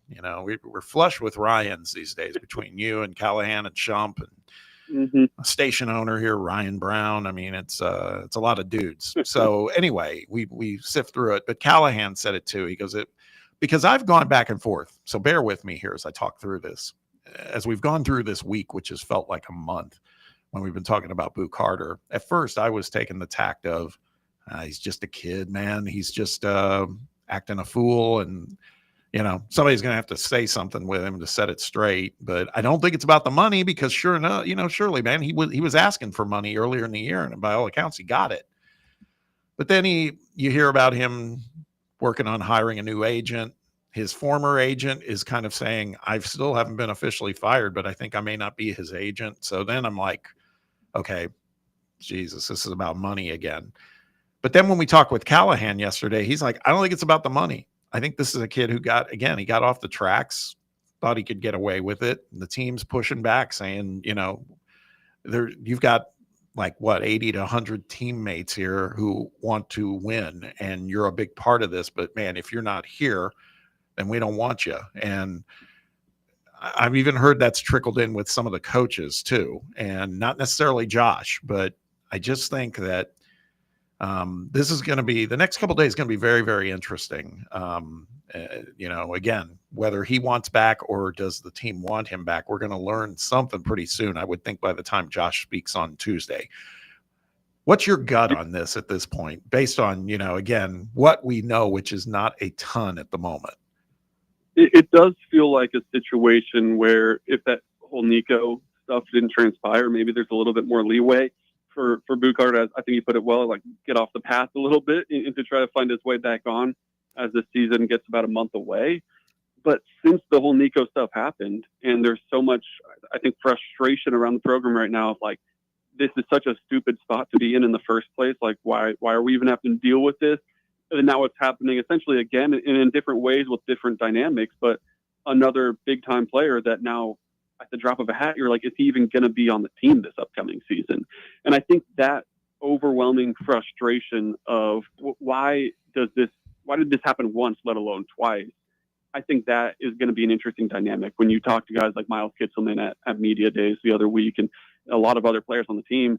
The whole rally cry is there's no one outside this locker room. We need to win. That's their mentality. Everything they need to win is inside of that locker room. So if Boo Carter is going to draw the line and be outside of the locker room when they expect him to be in it, then that is something like you talked about, where do they really think it's worth it at that point? And I'm not 100% sure either way what this is exactly going to look like, but the countdown's starting. You kind of have to make that decision at the very least by when Josh Heupel takes the podium on Tuesday to get fall camp started. Like, he's going to be asked about it, and it's going to be a topic that everyone's very interested to hear what he has to say. And at that point, you can't kind of toe the line and say, "We'll see." Like, you have to have your response there. So the timer's ticking. You got a couple more days to figure out exactly what you want to do with this. He's an incredible talent, but you do have to protect your culture. You have to protect your brand. You have to do the whole "no one's bigger than the power T" spiel that Heupel just went on a few months ago. Is that going to be true again? It'll be very interesting to see, because I mean, if you're a coach, if you're a player, if you're a fan, even us in the media. Like it's frustrating at this point that this is continuing to be a conversation about two different guys. Yeah, I tend to agree. I think we're gonna learn a lot about Josh Heupel too, right? I mean, this, you talk about somebody who's in the crosshairs here. We all felt like when he dug his heels in back in April with Nico, I think at least 9 out of 10 people would have been like, good on you, man. That's what needed to happen, right? This one, if he's going to be consistent, you would feel like this one may be the same outcome. But something tells me it's not that simple this time. And to your point, it's not just about the talent this time too. I think that there's just a different situation here. I don't think that there's as much parental, this is just my take, there's not as much parental involvement in this back and forth as there was with the Iamaleavas. Be hard pressed to ever match what Big Nick's impact was, because he was everywhere. So I think that's one thing to factor in. We just saw a post from CBSSports.com. I was referring to the situation with Boo and his new agent. That's now out there. It got posted here in the last half hour that he has partnered up with Omar Cooper. They know each other from their time back in Chattanooga. And that Isaac Connor, who was the previous agent for Boo Carter, has still not even been fired. He's like, I've never heard anything from the Carter family or anyone. I just keep hearing from everyone else that he's got a new agent. So that right there is just another example of that's a maturity issue, man. It's like, he's got every right to change agents, but how about having a conversation with the guy you're essentially firing?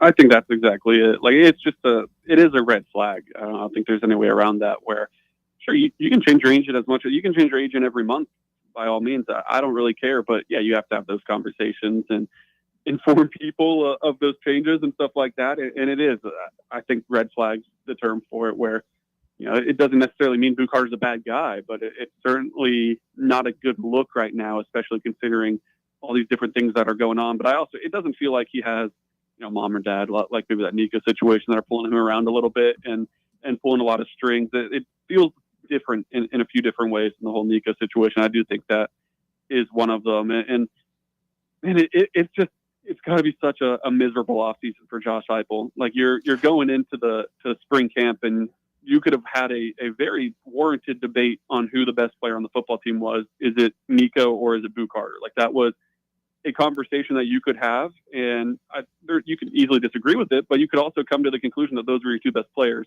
One of them's already gone at UCLA, and the other one, we're sitting here a few days from the start of fall camp, and it's in limbo. And that's just got to be such a frustrating feeling for Josh Heupel, a guy that just wants to put the ball down and play football as much as anyone. Right. We heard it all lead up to that Ohio State game with all the off the field stuff that, was starting to get drum up to get that game hyped up. And he's like, can we just play this game? And now this whole off season after Nico, we just want to tee up the ball and play Syracuse. And now you have more stuff going on. Like, it's just got to be such a miserable stretch of months for Josh Heupel right now.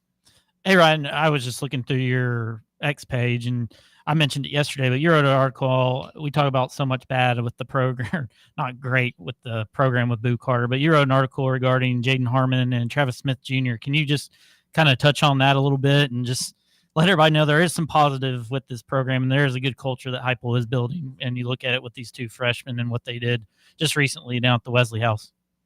Yeah, the timing certainly could have been much better for Tennessee to get some nice PR out there, but it was a really cool gesture from Travis Smith Jr., Jaden Harmon, two true freshmen out of Georgia, very highly recruited guys that could have really went anywhere. Both ended up picking Tennessee. And I thought the cool thing about that story wasn't just that they're both donating $5,000 of their own money, but it was kind of how they got intertwined with the Wesley House. And they went as a team. It was a Tennessee football giving back service type of day, and those two guys were just enamored with what was going on there and felt like they owed it back to them to continue to return and volunteer there and do all those different things. So it was really on their own time and their own volition to go back and do those things. So there's certainly a lot of good guys in the program and a positive culture that Josh Heupel is attempting to to build and restore in some ways right now. And you hear that when you talk to a lot of the recruits too, where, hey, what stands out about Tennessee? And almost all of their answers somewhere along the line is it's a family atmosphere. You can tell these guys love each other. They want to play for each other. They want to play for this coaching staff. So I don't think that, a bad apple or two necessarily should tarnish completely the culture and all those different things that Josh Heupel is building in Knoxville, because there are a lot of other countless examples that you could point to of why things are going well. All right, quick question for you. We're about to wind down with you, but we talked about this a little earlier. North Carolina and potentially Clemson coming to the SEC. You in or out on that? If you have to expand, I don't hate the idea. I don't care for Clemson as much right now. That's a program that, obviously football is number one, but how much longer do I expect Clemson football to be the cream of the crop? And it's been a little bit since they've really truly felt like a national title contender. Maybe this year's a little bit different with Cade Klubnik if he can get rolling and look like one of the better quarterbacks in the country, which some people think he can be, but it feels like that's kind of ticking away, and then you don't have much of a basketball presence. So to me, as someone that likes all sports and isn't just a football all the time, as much as football is, the best in a lot of ways, and I do love football, I also love basketball and I love baseball and I love things like that. So I like the North Carolina edition. They're competent enough in football. They're not great. They're not going to run the SEC, but they're competent. But they bring some good basketball to the table. They bring good baseball to the table and supplement in a lot of ways like that for a league that's trying to get a bit of a footing as a premier basketball conference, which they've been over the last couple of years. So I wouldn't hate getting a North Carolina, and then maybe you slide in, I don't know who else. You want to say Duke, but do you really want Duke? So maybe it is Clemson if you go down the list of schools and try to find one. But at the same time, I'm just glad that it's still going to remain somewhat regionalized. It's still not the true SEC in that little belt of schools when you expand over to Missouri and Arkansas and the Texases and stuff like that. They're still somewhat localized. We're not the all-coast conference type of deal right now that the ACC and Big Ten are looking like. So I do like, if they are going to expand, let's try to keep it in that Carolinas area or Florida area, different things like that. Try to keep it somewhat over there. Ryan, really appreciate you hopping on with us. I would expect things are going to get pretty busy starting next week. Let the listener know where they can follow your work and all the stuff you guys are doing at RTI. Yeah, head over to RockyTopInsider.com. We'll have you covered everything Boo Carter situation, but also if you start getting sick of all the drama that's going on, we'll have plenty of on-the-field stuff too, photos, videos, what's Joey Aguilar looking like, what's Jake Murphinger looking like, everything you need to know to get ready for this football season at RockyTopInsider.com. You're the man. Appreciate you hopping on with us. Have a great, quiet weekend, but I bet it's not that quiet. We'll see what happens. But again, we'll look forward to talking to you again somewhere down the line. Yeah, thanks for having me on, guys. Appreciate it. Ron. See you, man. All right, quick timeout. When we return, final segment of hour 2, we're going to talk a little bit about just when we thought we might be getting some clarity on whatever it was going to be happening with collegiate sports and NIL and everything else. Then yesterday, President Trump releases an executive order titled Saving College Sports. Is this even legit? Is it even enforceable? We'll answer those questions when we return. Stick around. It's under review on Fan Run Radio. Streaming worldwide at fanrunradio.com and on the free Fan Run app. This is Big Orange Country's sports talk radio superstation, Fan Run Radio, Knoxville. Are you looking for a treat that will knock it out of the park at the next watch party? Just like your favorite baseball team, Crumble brings the best lineup week to week with an expanded roster that includes key lime pie, strawberry cake, or my personal favorite, Monster featuring M&M candies. Let Crumble treat you to the best cookies in the game. Download the Crumble app and start earning rewards. You can even vote monthly on what flavors you would like to see at any store of your choice. Warmer weather is here, so get to the ballpark, but don't miss the cookies. Ready to launch your career? Axle Logistics is a leading third-party logistics company where excellence is an energy.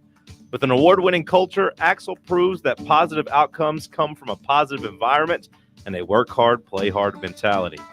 At Axle, the drive for success is infectious. And with an uncapped commission structure, hard work isn't just noticed, it's rewarded. For those with big goals and even bigger dreams, Axle Logistics is the place to start your career. This is Coach Josh Heupel. In football and life, you need a solid defense to protect what matters most. That's where Farm Bureau Insurance of Tennessee comes in. Score peace of mind with Farm Bureau Insurance, the official insurance of the Vols. They're your line of defense. FBITN.com. This is Baseball VFL Cody Brown. Farm Bureau Insurance is the official insurance of the Tennessee Vols. I'm here to be that line of defense for all your insurance needs. Give me a call at 865-992-3871 and go Vols. Hungry for some mouth-watering barbecue? Then take the quick drive up I-75 to Rickard Ridge for some of the best barbecue you'll ever have. Fall off the bone, Memphis-style baby back ribs, slow-smoked chicken thighs, and fresh hand-cut steaks. Rickard Ridge has something for everyone. Located in Cove Lake State Park with a spectacular view of the Cumberland Mountains, Rickard Ridge. It's more than just dinner, it's a destination. Check out their full menu and catering options online at rickardridgebbq.com.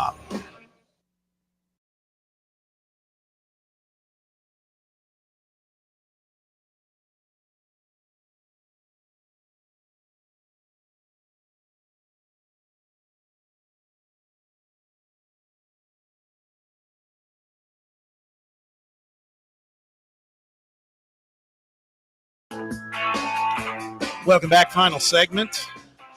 Talk a little NCAA athletics for a few minutes.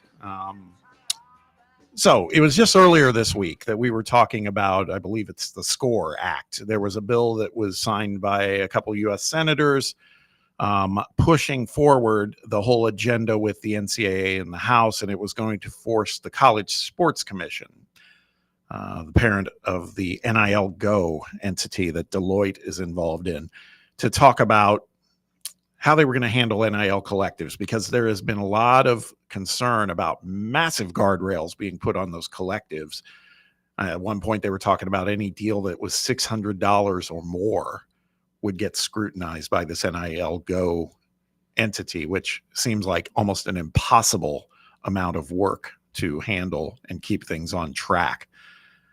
So the fact that this SCORE Act was getting pushed forward pretty much took things back to the notion of it's going to be more of the same. There's now a rev share piece, 20.5, 20.8 million, and you've got to stay in line with that as a university.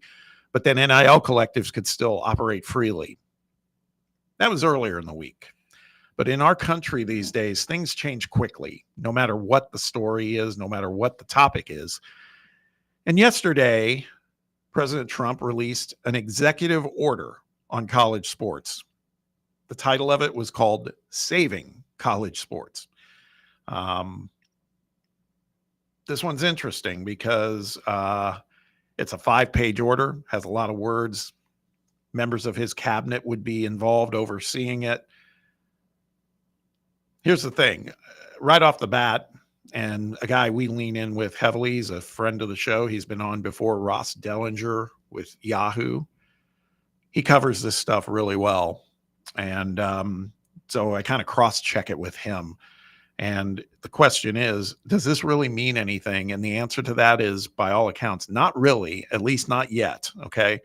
And also, is it legally enforceable? Right now, no, it's not. The question becomes now, what's the next steps? Because I believe that the folks on Capitol Hill, this is where politics just gets mind-numbing. The folks on Capitol Hill, this is not about alignment with President Trump per se.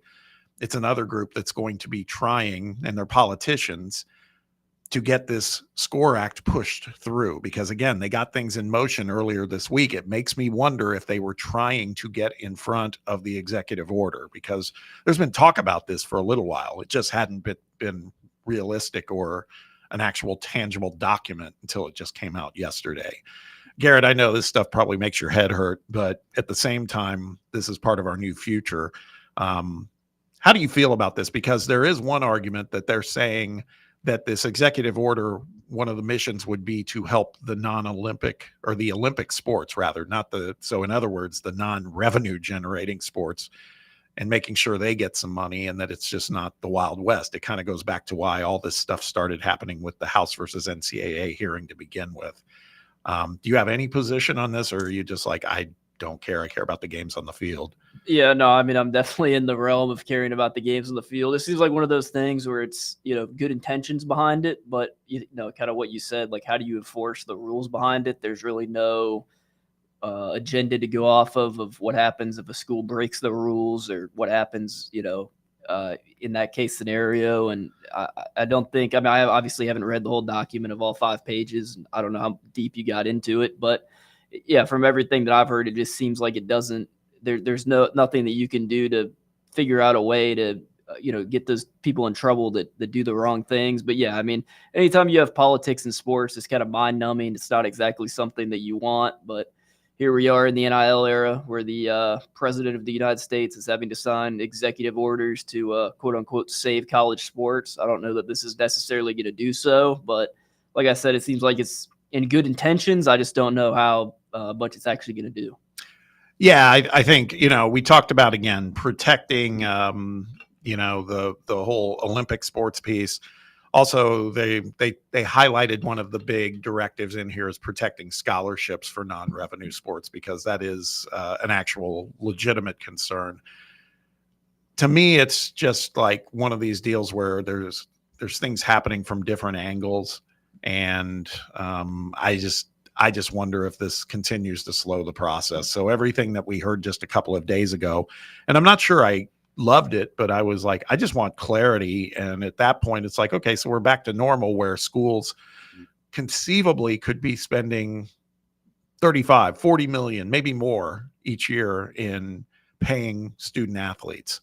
Now it sounds like they might be trying to pump the brakes on this, and it's going to be a race to the finish line to see which document gets covered. Is it the bill that the SCORE Act is pursuing, or is it going to be this executive order from President Trump, who originally, if you think back, one of the other things he talked about was having Nick Saban involved. Saban has distanced himself from this. He's like, I don't want any part of this. I do think collegiate sports needs to be quote unquote fixed. I don't think I need to be the guy leading it.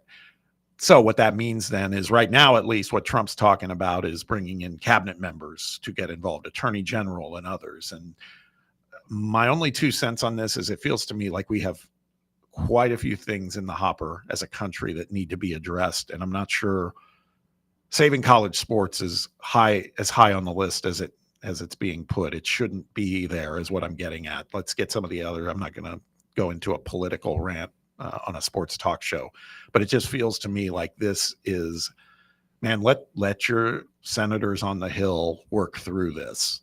I just don't understand why this is becoming like priority one. I just think there's many bigger fish to fry right now. So time will tell. Time will tell. All right, that wraps up hour 2 of the show. We're going to get back to full-on sports here for hour 3. Got midday headlines on the other side. Garrett will have those for you. Some interesting stuff happening when it comes to some of the headlines outside of the realm of Tennessee athletics, which is mostly what we've been talking about today. So we'll get to that. Got a little in or out to play in hour 3 as well. Also some best and worst of the week to talk about as well. So be a fun hour as we wrap things up on a Friday. Stick around. Wow. We will be right back. It's under review on Fan Run Radio. You're listening to FM 105.7 and AM 1340, WKGN Knoxville, and W289CU Knoxville, Fan Run Radio. Now, it's time for your Atlanta Braves morning update, presented by Tidal Wave Auto Spa. Get clean car happy at any of the 250-plus Tidal Wave Auto Spa locations today. Braves start a 3-game set against the Rangers. I'm Barrett Sully, and this is your Braves Radio Network morning update. Get clean car happy all season long at Tidal Wave with exclusive membership discounts, giveaways, and more. Visit TidalWaveAutoSpa.com/Braves for more information. The Braves dropped a 3-game set to the Giants and a 3-game set to the Yankees on the previous homestand. They dropped a 26-26 at home this season. They'll look to get back on the winning track tonight in Arlington, Texas, against the Texas Rangers. Nathan Eovaldi, the veteran, going for the Rangers. He's 7-3, has a 1.58 ERA this season, 94 strikeouts, and an 0.85 whip. Joey Wentz going for the Braves. He's 2-1, has a 5.71 ERA and 36 strikeouts, of course. This 9-game road trip includes the trade deadline. We'll see if the Braves make any moves between now and August 1st. For leadoff show coming your way, 6:50 Eastern, 5:50 Central. First pitch against the Rangers, 8:05 Eastern, 7:05 Central on the Braves Radio Network.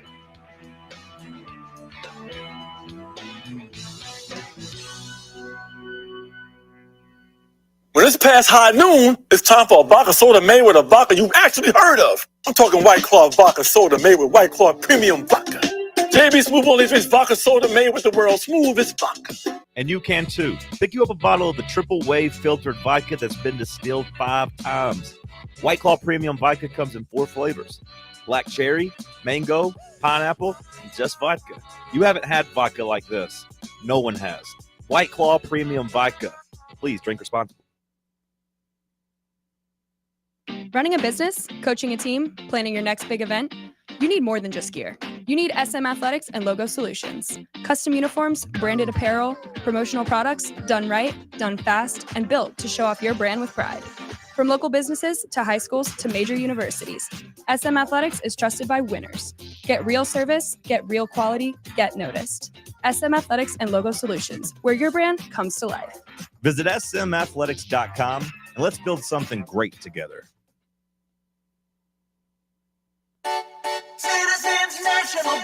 We make it easy to save money. Get access to thousands of discounts on shopping, dining, and travel with the C&B Plus Perks account. It's a powerful new way to save money with roadside assistance, cell phone protection, identity theft protection, and credit monitoring. Banking at C&B has its perks. Call or stop by a branch for more details. Citizens National Bank. Banking never felt so good. Member FDIC. Sick of Googling the best bets for tonight and coming up short? Tap into the slate presented by VIP Play, East Tennessee's only on-air gambling show. I'm William Pattison, and every weekday from 6 to 7 p.m. Eastern, I'm giving you sharp analysis, trends, and picks for college football, the NFL, NBA, MLB, and more. If it's on the books, we've got you covered. It's the slate presented by VIP Play, weekdays at 6 on Fan Run Radio. Our Under Review starts now.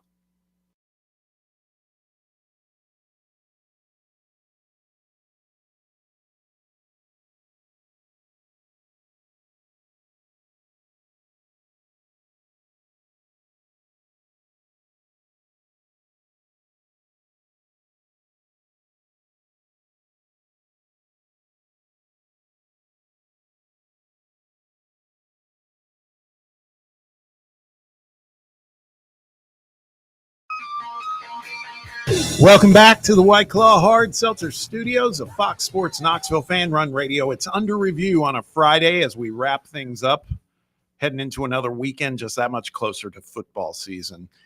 Got Bob and Garrett and Brett, Jake all here hanging out. You too listening. We appreciate you spending time with us. Let us know what's on your mind, whether it's about football or derivatives of football. Boo Carter, got to be on your mind. Nico, do we wish him well? Bill Belichick, is North Carolina for real? North Carolina, do they belong in the SEC?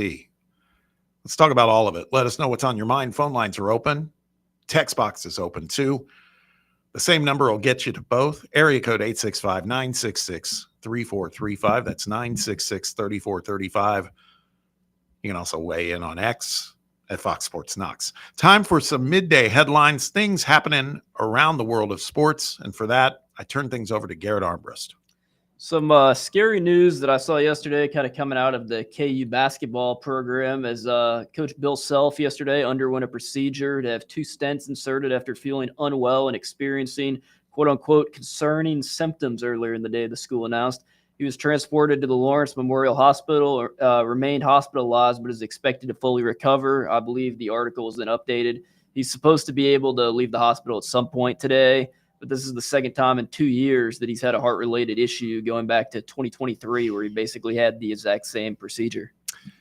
Yeah, it's a tough one. It sounds like he'd make a full recovery like they were saying, but yeah, you get to that age, you don't want to mess around. He looks to me in the last year or two also like he's put on a little bit of weight, and that's probably not great. I think this is the life of a head basketball coach. It's hard, man. You got to work really hard to balance out the job itself and then taking care of yourself. And some coaches do it better than others. I mean, you look at Barnes. Coach Barnes is 71 years old, and he looks, he could pass for 60 for sure. He's in great shape. And some of these other coaches, it's harder. So wish Coach Self the best, because he is one of the best in the game. And it sounds like he'll be back on the sidelines, though, pretty soon. Yeah, he's been a coach I've always liked and respected. So, yeah, hopefully he can get back at it before the fall starts, and he'll be good to go. Yeah. Some Tennessee news coming is Tennessee former, I guess, kind of backup quarterback Gaston Moore. He ended up finding a home at USF. He'll be reunited with his former OC and now head coach at USF, Alex Golesh. He obviously started his career at UCF, the Hilton Head native, and then came up here with Heupel to Tennessee when he took the job, and kind of remained as a QB2, QB3 role over the past couple of years, kind of got buried behind some really talented starting quarterbacks that we've had over the past couple of years. But going down to USF, and I think he'll probably be the backup there again behind Byron Brown, but Brown's coming back from an injury from last year. So if something goes awry there, you could actually see him kind of maybe in the starting QB position as the year goes on. Gas pipe. Remember, we were talking about him when the whole Nico thing imploded. Everybody, and that was before Aguilar was coming too, but everybody was like, should we go and make a play to get Gaston Moore back, because he knows Heupel's system, et cetera. And I think he was just, from everything we've heard, he was just like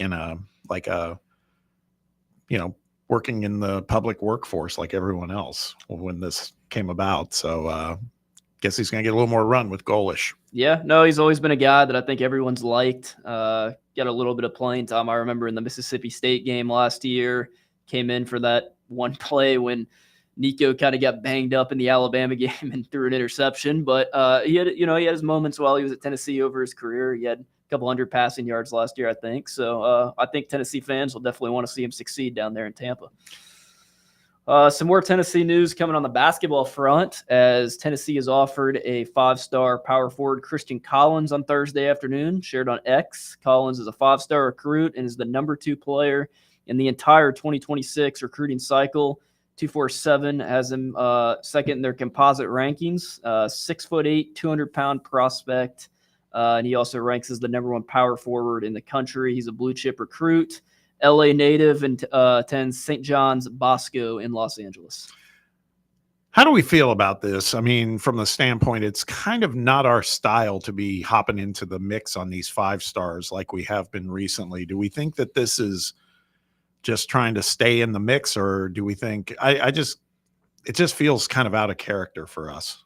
Yeah, I mean, I guess you kind of got to take a swing at them, and if they stay interested for a while. The worst thing that I think can happen though in these situations is they stay interested in you, you stay interested in them. They make their top 4, you're in their top 4, and then they go somewhere else, and it's like you put all that recruiting into them, and then they're not interested. Like, you'd rather them kind of tell you now, like, I'm not interested in you, or you would just not rather go after them if you don't really feel like you realistically have an opportunity. But with the success of back-to-back good tournament appearances and what Rick Barnes has built at Tennessee, maybe you're inclined to see some of these 5-star, forwards. Obviously, you saw what Nate Ament did this year, being one of those blue chip guys coming. So maybe it's something that you see more in the future of guys wanting to play for Rick Barnes. Coming on the football front, Michigan and Western Michigan are set to open the 2026 season in Frankfurt, Germany. The game will be held at a 55,000-seat retractable roof stadium at Deutsche Bank Park. It's hosted 5 NFL games. This seems a little bit odd to me. I feel like if you were going to do a game like this over in Europe, you would want to at least have 2 Power 4 teams playing. This seems like this will probably be a blowout that most of the fans that will be in attendance will lose interest in pretty quickly, but interested to know what you guys, what your opinion is on this. It's dumb. It's stupid. I was get just them out of here. Even if I'm a Michigan alum, I'm not sure I'd be taking the trip over to Germany just to go see them, like you said, lay out Western. That doesn't. I didn't like when they started doing it in Ireland. I don't like NFL doing it. It's an American game. Let's keep it over here. Please stop. Well, I think some of this is. I think some of the, certainly Germany, Ireland, some of these locations are pushing for this because it brings tourism dollars into their country. People are going to tour there whether college football's there or not, right? True. I mean, like, I don't know. There might be some of the, I don't know. I think I don't disagree. They're going to get a robust business no matter what. But you're probably going to get some travelers who likely would not come unless there was an event like this happening otherwise. So, yeah, but I'm with Garrett. If you are going to do it, you got to get bigger schools. Well, Michigan's a big school, but Yeah, I mean, to play Western Michigan over there is kind of dumb. I mean, I think Iowa State, Kansas State in week 0 in Ireland. Okay? Yeah, like that's a fun game. Like that's a good game, right? Yeah, that's a 1-year thing, and people actually show up to that game over the past couple of years.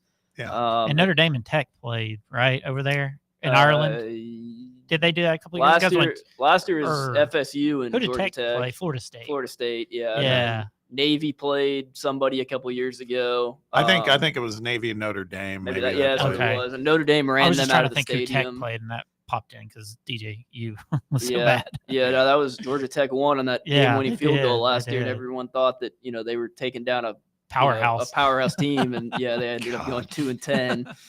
An unfortunate situation before an unfortunate season, but yeah, no, it's kind of it's an odd game, but I don't know. I'm always in the realm of keeping games on campus, but a game like this just doesn't seem like there'd be too much interest from people in Frankfurt, Germany to attend a blowout. But then again, they probably don't even know Western Michigan University, so they might not even know what the spread or the line on the game would be expected to be. So they're just going there to see American football, I guess. Over to the WNBA, your Fever, the Caitlin Clark injury update Thursday. Apparently, there's just still no timetable for her return after the All-Star game, so pretty much just at a deadlock there. Yeah, there's chatter that she may be done for the season. I'm of the belief. I think it would be smart if the Fever could get her back. They're good enough to make the playoffs. They'll make the playoffs. If they could get her back for the playoffs, then that could be really, really good for them. But I think that's even optimistic right now. She's pretty banged up, apparently. And they said this is not a new injury. It's more of a recurrence of what's happened to her before. So, it's funny because I think her teammate, Sophie Cunningham, talked to the press yesterday, and Sophie's getting kind of full of herself on social media and everything else. And she went so far as to say that Caitlin was day to day. And then the Fever had to come back and say, no, that's not true. There's, again, as we stated, there is no timetable for her return. So, again, I'd say best case scenario, there's not that many regular season games left. I don't see her playing the rest of the regular season is my prediction, and maybe the whole season. Time will tell. I mean, with, what she does for the WNBA, it's definitely not a player that you want to rush back too soon and then get re-injured and then, possibly out for next season. I mean, we already saw what, I don't want to bring back memories, but we saw what happened in that city already with the player doing something similar to that, completely different circumstances, but you don't want that to happen again. Kind of over to the other side of non-sports, but CBS Sports, according to Front Office Sports, is about to have a new corporate parent as the $8 billion long-planned merger between Paramount Global and the Skydance Media gained approval late Thursday from the Federal Communications Commission. Yeah. Funny how that all happened so quickly once there was a payoff by 60 Minutes at CBS and some other things. But yes, it appears that it's cleared the FCC approval hurdle. There's still some financial aspects that need to get worked out, but that's common stuff at this point. And that, as you lead to a closing date on an agreement like this, they'll get it all figured out. So yeah, it's going to be interesting. CBS Sports seems to be a clear centerpiece in the eyes of their new owners at Skydance. So I don't think it jeopardizes much for CBS Sports. There's been a lot of cost cutting that's been happening, namely over at CBSSports.com too. But I don't see it changing much more beyond that. I think, presumably maybe CBS might get even more into the game and, trying to be an investor in some of these sports, because other than the NFL and March Madness right now and some PGA golf, they've really been just focusing on kind of lower tier stuff like the WNBA and the big three, like we were talking about earlier. it'll be interesting to see if they try to get into the game on certain things like baseball and other sports now that they have a new owner. Yeah, I mean, if you put on CBS Sports Network any night, like there's some odd stuff on there. Like there's Canadian footballs on there. They have like bowling. I mean, it's basically like ESPN The Ocho. It's basically what they have over at CBS Sports Network. They have poker. Like they have pretty much anything you can think of that's like lower level sports and even into like the entertainment world. So it'll be interesting to see what they do there. Finally, over to kind of some NFL training camp news. Deshaun Watson is basically now on the unable to perform list. It's where the Cleveland Browns ended up putting him with one of their 4 moves that they made before the season. And Aaron Rodgers, in his first pass as a Steelers in training camp, threw an interception. Just seems like this may be, obviously one pass doesn't determine your season, but the fall off of Aaron Rodgers in the past 4 or 5 years, really past 3 years of just everything that's happened, he's kind of turned into, seems like a strange guy. He seems to demand way too much out of the football teams that he's on. It just seems like an overall kind of rough ending to what was a really good career as he's heading out the door here in his last couple seasons. Yeah, it's going to be interesting to see what happens there. I've kind of got, we've talked about it on the show before, I've kind of got some Aaron Rodgers fatigue at this point. I want to see him right off into the sunset. I don't know if he's going to be that big of a difference maker for Pittsburgh, but we'll see. We'll see. Hey, our guy Jake Crane just posted, great minds think alike. We were just talking about Michigan against Western Michigan in Germany.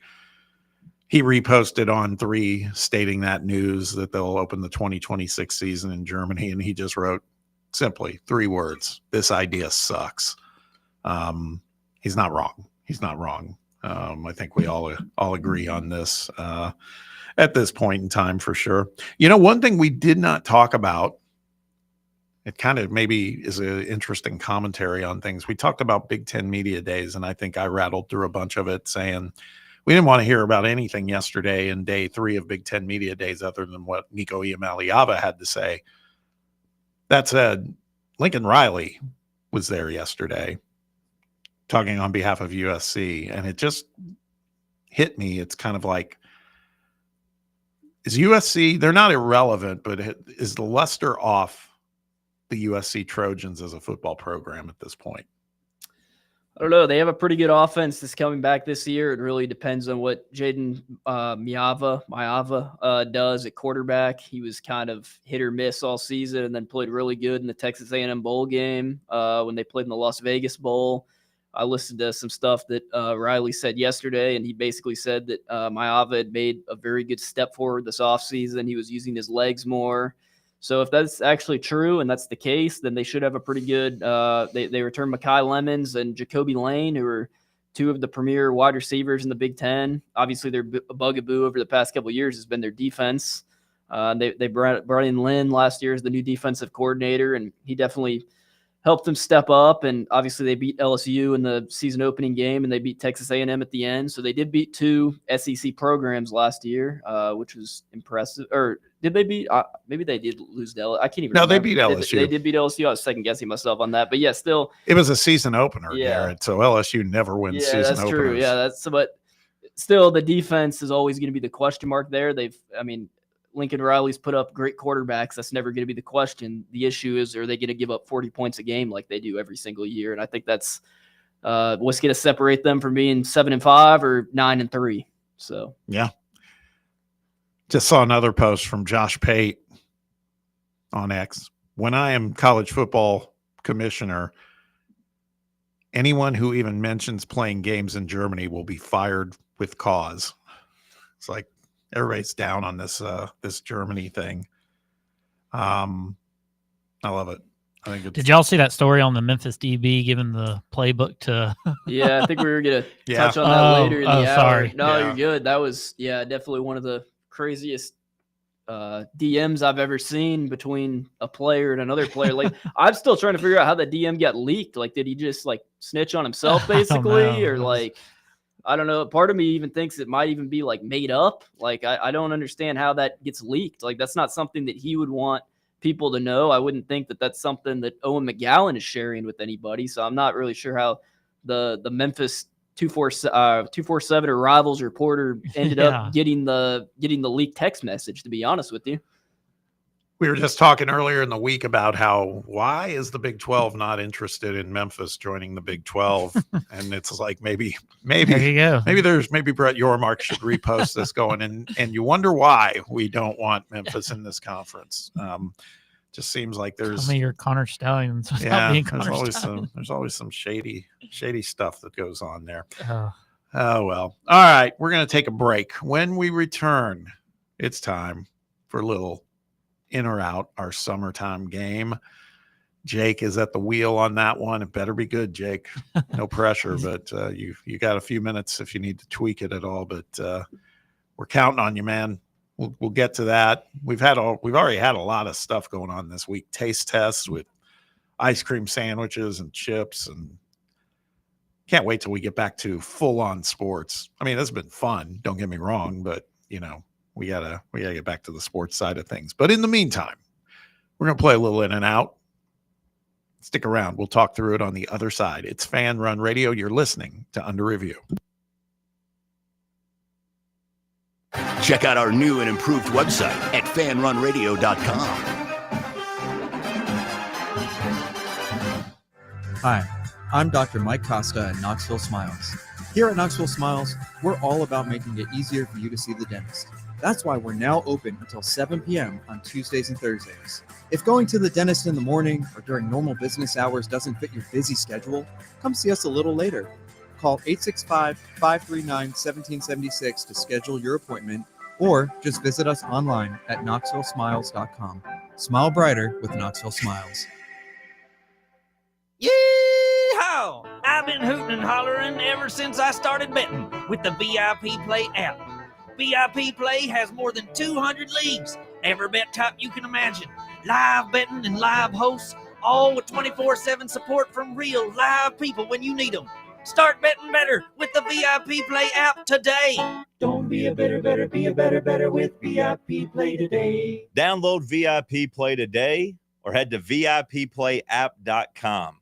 Make sure you use the promo code FANRUN to take advantage of their welcome bonus and so they know that we sent you. Gambling problem? Call 1-800-8899-789. Must be 21 or older and located in Tennessee to bet. Hey Knoxville, Surfside iced tea and vodka made with real brewed tea is only 100 calories, 2 grams of sugar with no bubbles and no troubles. That's right, zero carbonation, so it's easy to sip and enjoy. Headed to a game day or party at a friend's house? Bring an iced tea or lemonade variety pack from Surfside or try their green tea and new raspberry tea vodka. Find the can with the sunset stripes this season. Surfside iced tea and vodka, sold at bars, restaurants, and stores near you. Surfside iced tea and vodka, sunshine in a can. Must be 21 or older. Enjoy responsibly. And here we go.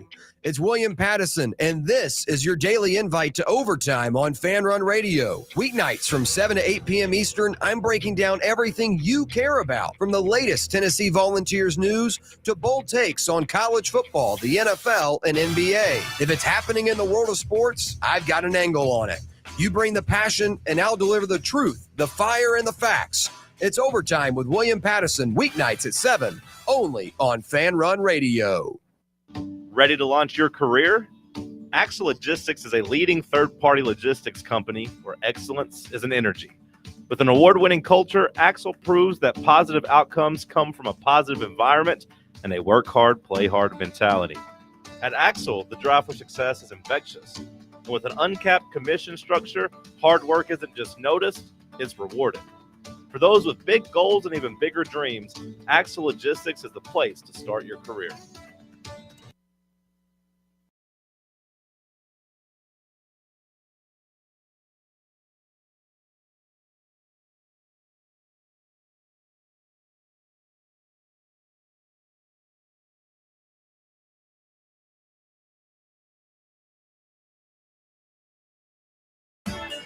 Welcome back.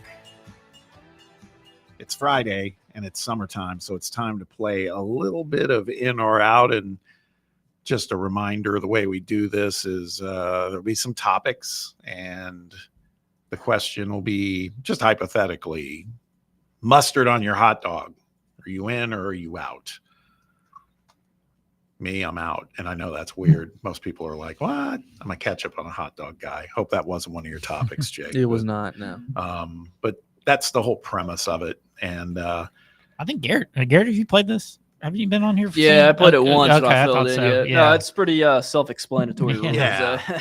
Yeah, it's just a kind of a variation of buy or sell, or we everybody plays these kind of games, but something we do in the silly season. And so what we do is we put the responsibility on the guy who knows very little about sports and is proud of that, and we're proud of him for being that way, not trying to be that guy that fakes it.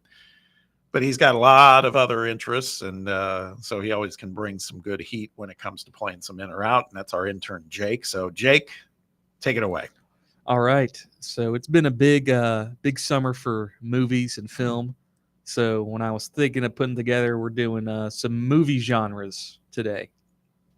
So kicking off, let's do with historical movies. Are we in or out?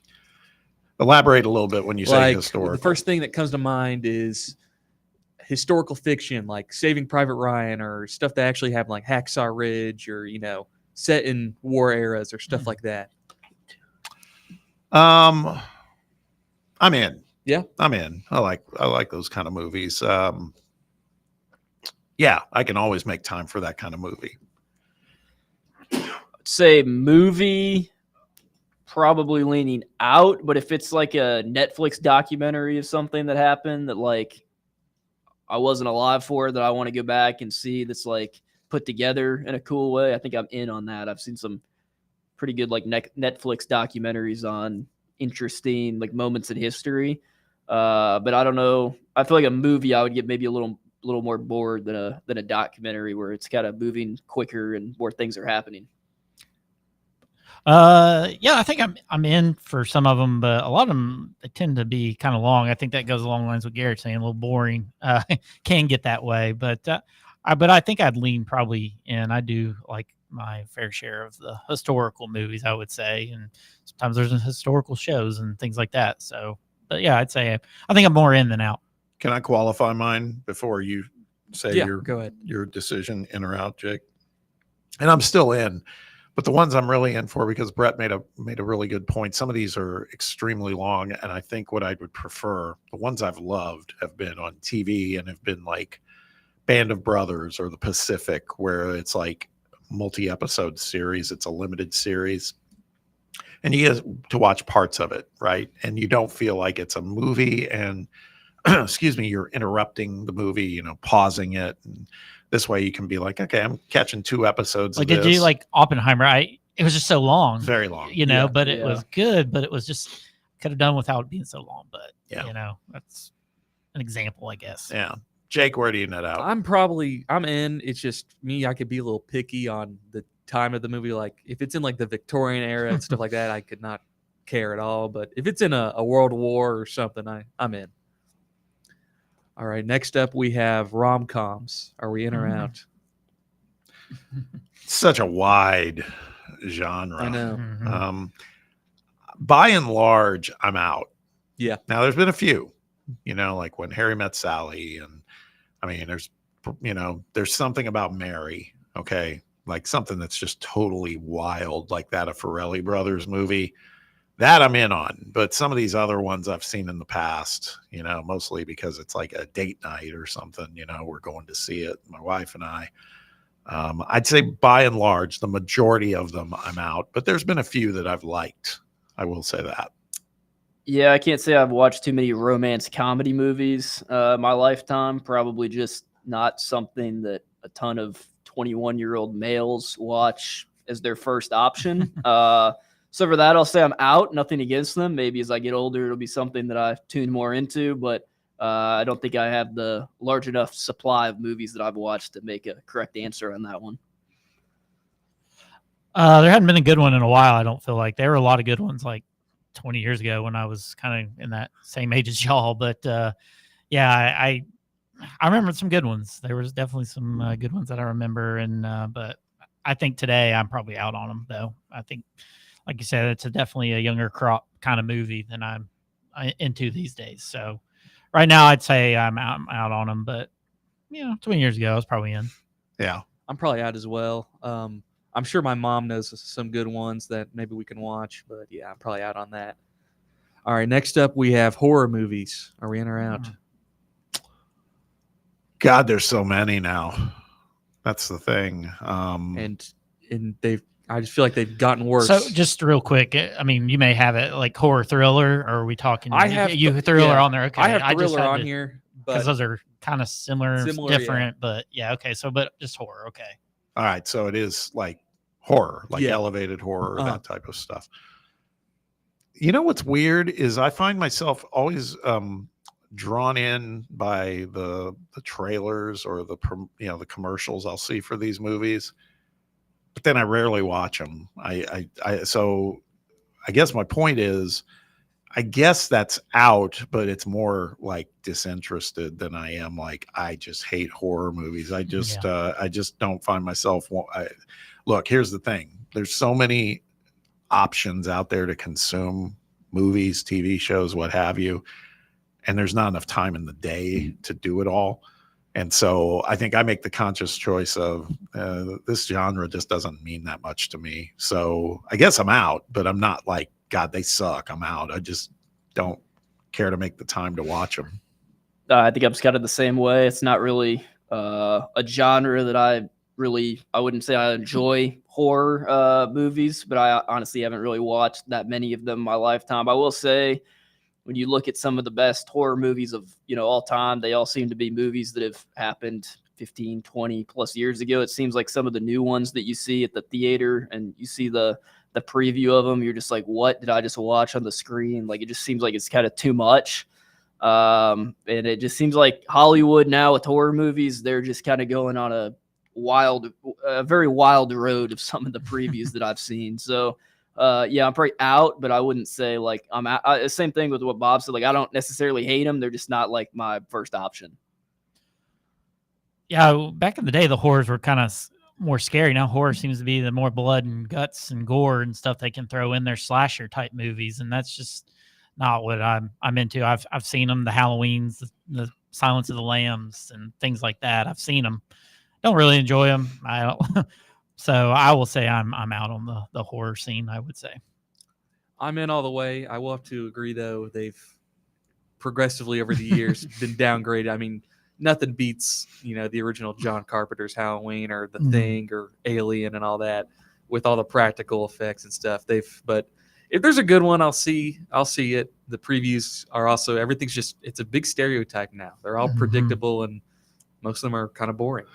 What about just to take it a little deeper to your point, like there's some that I would call the mind blank movies, like the Jordan Peele horror movies, which are his are nuts. Yeah, those. I mean, I'm trying to forget. I forgot the name of the one that I did watch. It was his first one in that genre. It was either Get Out or Us. It was Get Out. Okay. Yeah, it wasn't Us. I've seen bits and pieces of Us, but those are ones where it's like, okay, that's a different angle. He's making a lot of money, by the way, making this move from comedy to doing these types of films. And I don't know. I mean, do you feel differently about those than some of the other horror films out there? He is very good with original stuff. I mean, like, Nope is probably my favorite of his because it has like a sci-fi touch to it, but it's also a really scary movie. And he's probably my favorite horror director of, the age. He's doing a really good job. It's not, he makes movies that aren't predictable and they're completely original and they have crazy plot twists and stuff. And I love anything he makes. So Nope is about an alien. Nope it's like a sci-fi alien horror. Interesting. It's really good. At the same time, we talked about this before, I guess, was War of the Worlds a horror movie or just a sci-fi? I think that one's more sci-fi. That one's based off a book. Right. I would consider it there's definitely horror elements, but I would consider it sci-fi personally. And then what about, not to dig too deep, but what about Quiet Place? I think that's a good mix of both.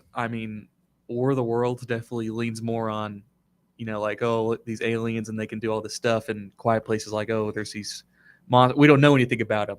There's Yeah. more of a horror element, with you have to be quiet and you have to, survive and, all this stuff. So I'd consider A Quiet Place more on the horror element, but still with a little bit of sci-fi. Gotcha. All right, that pulls us into the next one, sci-fi. Are we in or out? Just sci-fi in general. I think I'm in on that. I mean, I'm still pretty selective on those, but I find myself getting drawn to some sci-fi stuff. I mean, those we just talked about them. I think those two movies we just pointed to, War of the Worlds and Quiet Place, kind of have that sci-fi angle, right? Yeah. I would say the same about any of the Alien anthologies too, because it's, it is definitely scary and tense, but it's also, the reality of, going out to space. And so there's that whole sci-fi factor to it. Mm-hmm. I feel like the sci-fi movies are more like the mind blank sometimes almost in the horror movies, because they're obviously like not real, but at the same time, like some of those sci-fi movies, like you feel like they could like maybe happen one day almost. Like I don't know, like Interstellar I thought was a really good movie. Like it was kind of, I guess that's kind of one of the, over the past like 15 years, one of the top sci-fi movies. But that, like the ending where the Earth's like upside down, like that kind of messed with my head at the end. Like that was kind of weird. Interstellar has a special one in my heart. Yeah, Jake's got. I have a tattoo of it on my arm. He's got body ink. Yeah. Interstellar. What was the movie that had like Ryan Reynolds was in it, and they were all up in space, and there was some. Life. Life. Yeah, that was good. That was Yeah. freaky. That's That awesome. was sci-fi. It was like something that was an organism in the spacecraft. Yeah. But you never really saw it, And right? it kept on growing and it like took over. Yeah, that was wild. Life is really good. All right, Brett, where do you stand on these?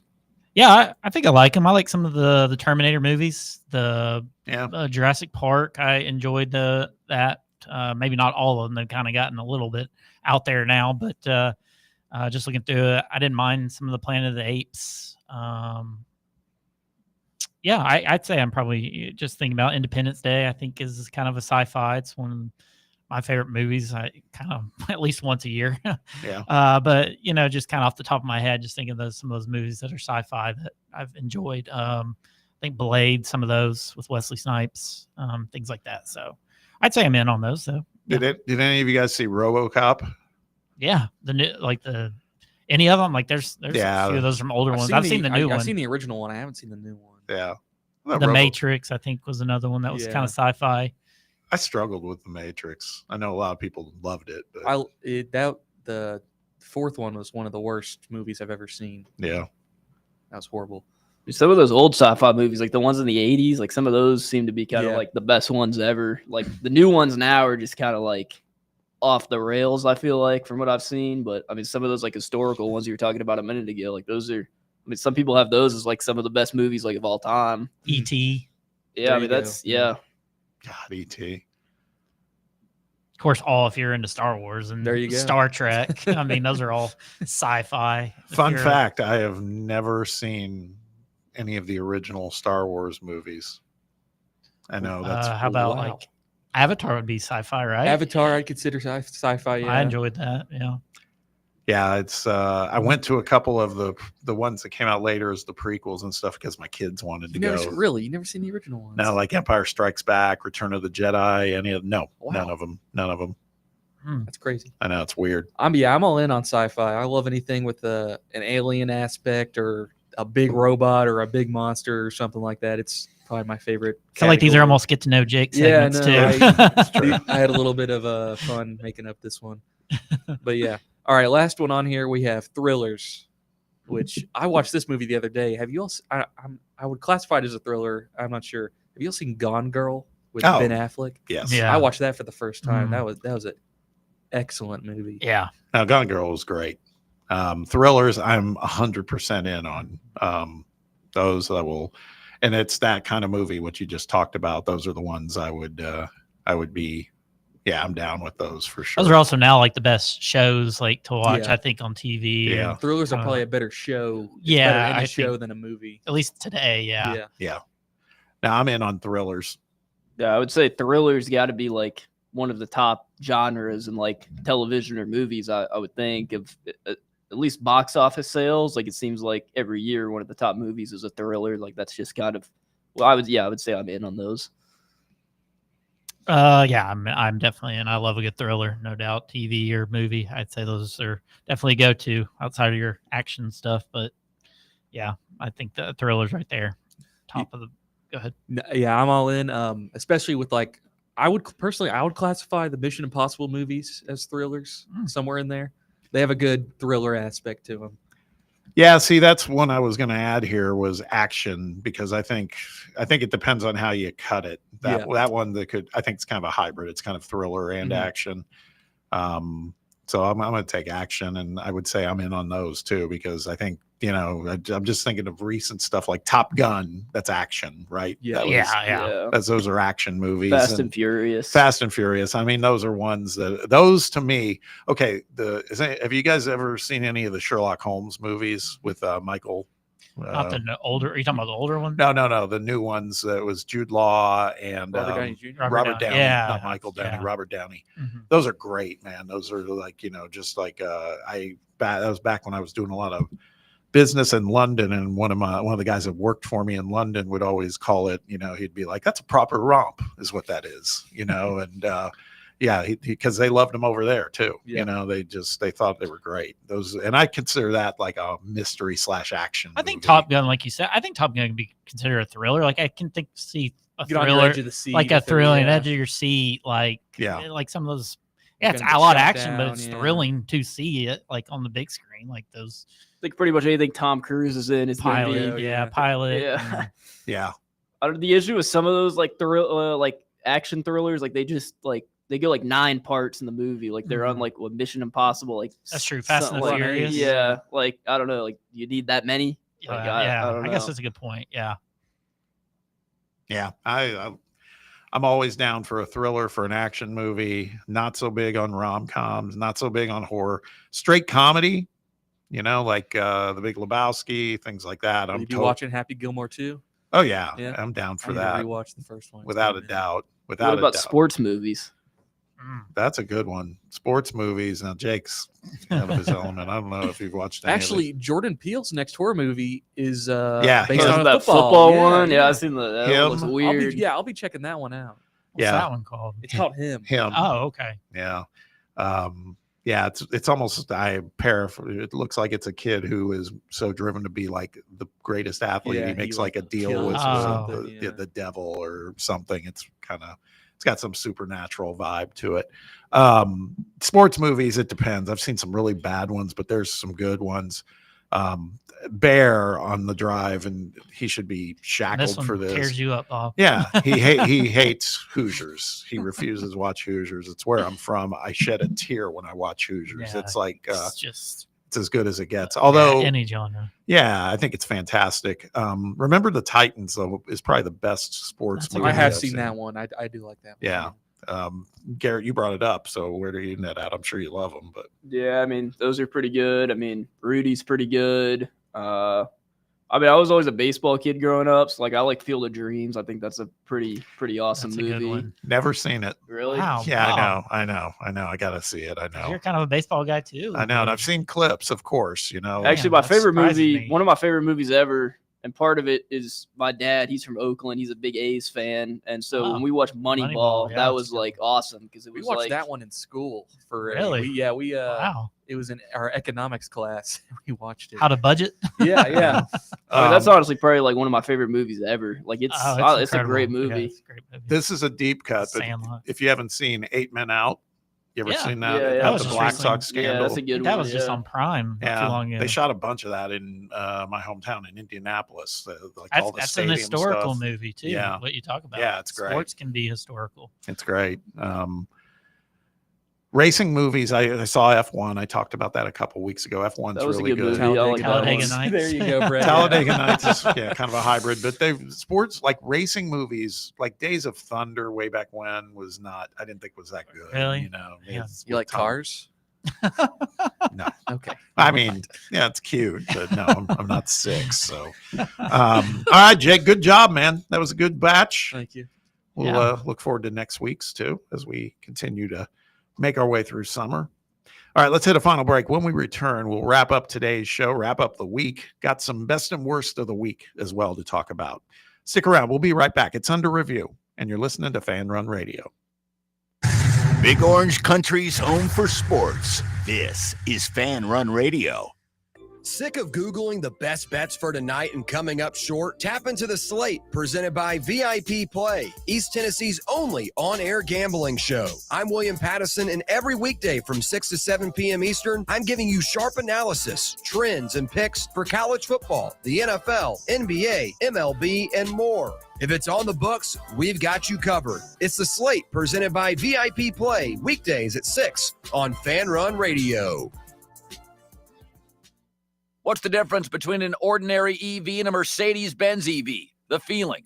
Electric is what gets you there. Mercedes-Benz is what moves you in ways no other automaker can. Feel the freedom of the superbly versatile 7-seater EQB. Revel in the inspired, customizable comfort of the EQE sedan. Sense the brilliant intelligence of the EQE SUV. Discover the boundless capability of the EQS SUV. And luxuriate in the flagship meets spaceship magnificence of the EQS sedan. Every Mercedes-Benz electric vehicle offers the very latest MBUX voice-activated AI software, as well as remote access to a whole host of functions via the Mercedes Me Connect app. The vehicle's electric, the feeling all Mercedes, the choice all yours. Test drive a Mercedes-Benz electric today at your local dealer or learn more at mbusa.com/EQ. In a world filled with deadlines and screens, sometimes we forget the simple joys of life, days filled with special moments. At Inward Half, we understand the essence of these moments. Feel the difference between our breathable fabrics and flexible apparel as you disconnect from the hustle and bustle and reconnect with what truly matters. Inward Half, simple luxury for on and off the course. When it's past high noon, it's time for a vodka soda made with a vodka you've actually heard of. I'm talking White Claw vodka soda made with White Claw premium vodka. JB Smooth only drinks vodka soda made with the world's smoothest vodka. And you can too. Pick you up a bottle of the triple wave filtered vodka that's been distilled 5 times. White Claw premium vodka comes in 4 flavors: black cherry, mango, pineapple, and just vodka. You haven't had vodka like this. No one has. White Claw premium vodka. Please drink responsibly. The best athletes don't just play the game, they change it. When it comes to investing, Gainbridge is doing the same. Their online platform does things differently because it's designed to put you in charge of growing your own savings. It's intuitive, it's easy, and best of all, it's on your terms. No wonder Gainbridge has earned the trust of 40% repeat customers. It's a better way to invest because it's investing your way. Get started today at Gainbridge.io.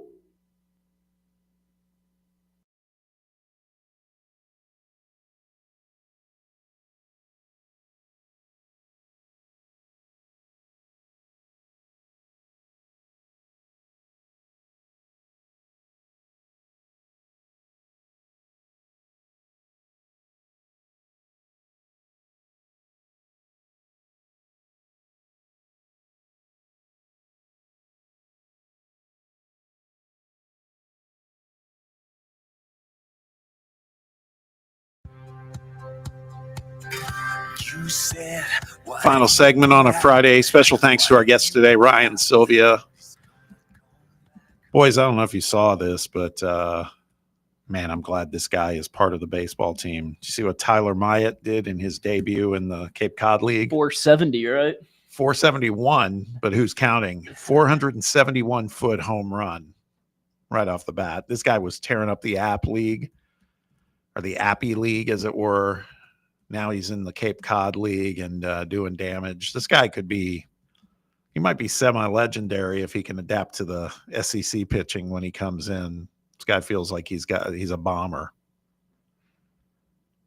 Yeah, no, I definitely agree. I mean, he's got to be the leader in the clubhouse for DH role next year, I would think, on the team. Like you said, obviously, he's done at the JUCO level where he's, he was the Triple Crown winner in JUCO baseball last year. Obviously, the SEC level's a little different. We saw Levi Clark get off to a really hot start in non-conference play, and then took him a little bit to get into SEC play. Obviously, he was a freshman, and Myatt's a little bit older, but still, the intricacies of going into SEC pitching are a little different. But yeah, as you said, if he can see the pitching well and he can get the bat on the ball, he's obviously got all the power in the world.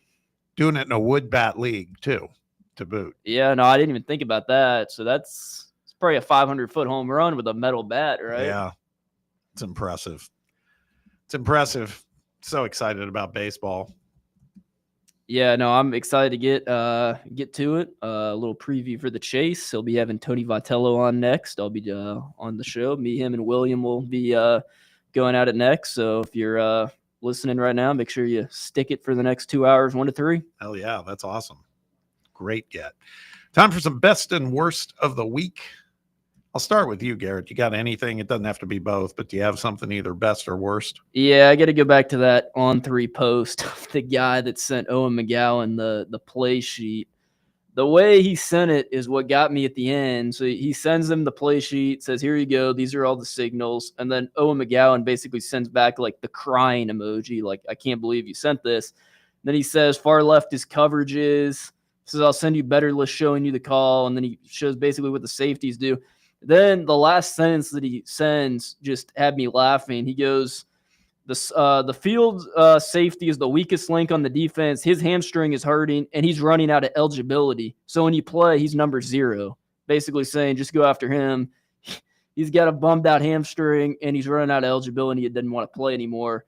UTSA won the game by 8 points. So you have to wonder if that contributed to how they won the game. But for Taj Ra-El, who transferred from Memphis to Purdue, do not think he will be playing in a Purdue Boilermakers jersey this year after those text threads were leaked. Yeah, that's a pretty massive fail if you're trying to kind of level up and play at a big Power 5 conference to boot. Not so smart. Not so smart. Before I get into it, this could be a best of the week, but 45 years ago today, the movie Caddyshack was released. Okay. Garrett, I know you're young. Have you seen this movie?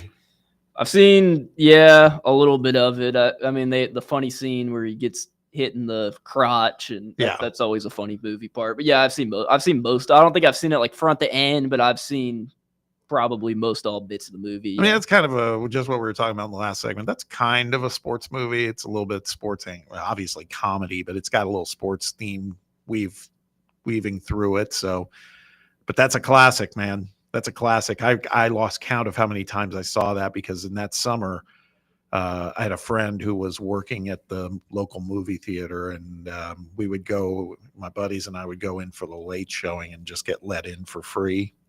And so I think I saw it maybe, I'm talking, in the summer when it dropped, I probably saw it about 10 times because we just loved all the, we were calling back the little funny lines and everything else. And so that takes me back.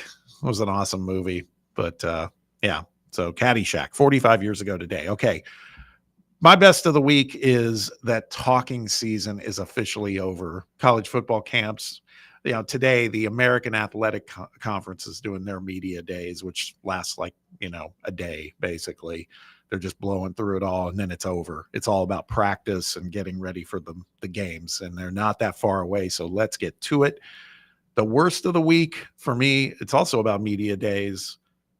The Big Ten and ACC's constant pot shotting at the SEC in their media days this week, whether it was Kurt Signetti, whether it was Jed Fish, whether it was Rhett Lashley, it's like, smells like envy to me, quite honestly. It's like, just, man, why are we and we see it, all the bickering on social media that happens between the fan bases or Big Ten fans versus SEC fans, that I get. But when you got coaches doing that, I don't get it. I just don't get it. It's kind of stupid. And then the last one, because this guy dominated our week, Boo Carter, man. Again, good, bad, indifferent. Let's get closure and move on. I hope next week we're talking about Boo Carter whatever the case may be, ideally, I'd like to see him still be a part of this team. But if he's not, he's not. And let's get to it. Man, we got football to play. That's where I stand. All right, boys. Good show today. Garrett, I appreciate you pinch hitting and coming in. Of course. Did good work. Thank Brett, appreciate you as always. Thank you. Jake, good list today of in or out. Good work. Appreciate you. Y'all have a good weekend. And you, the listener, you have a great weekend too. Thank you for spending time with us as always. It means a lot. Keep it locked in on Fan Run Radio. The Chase with Chase Thomas is next. Special guest, Tony Vitello. Then the drive at 3 o'clock and the slate at 6. In the meantime, have a great weekend. We'll see you on Monday.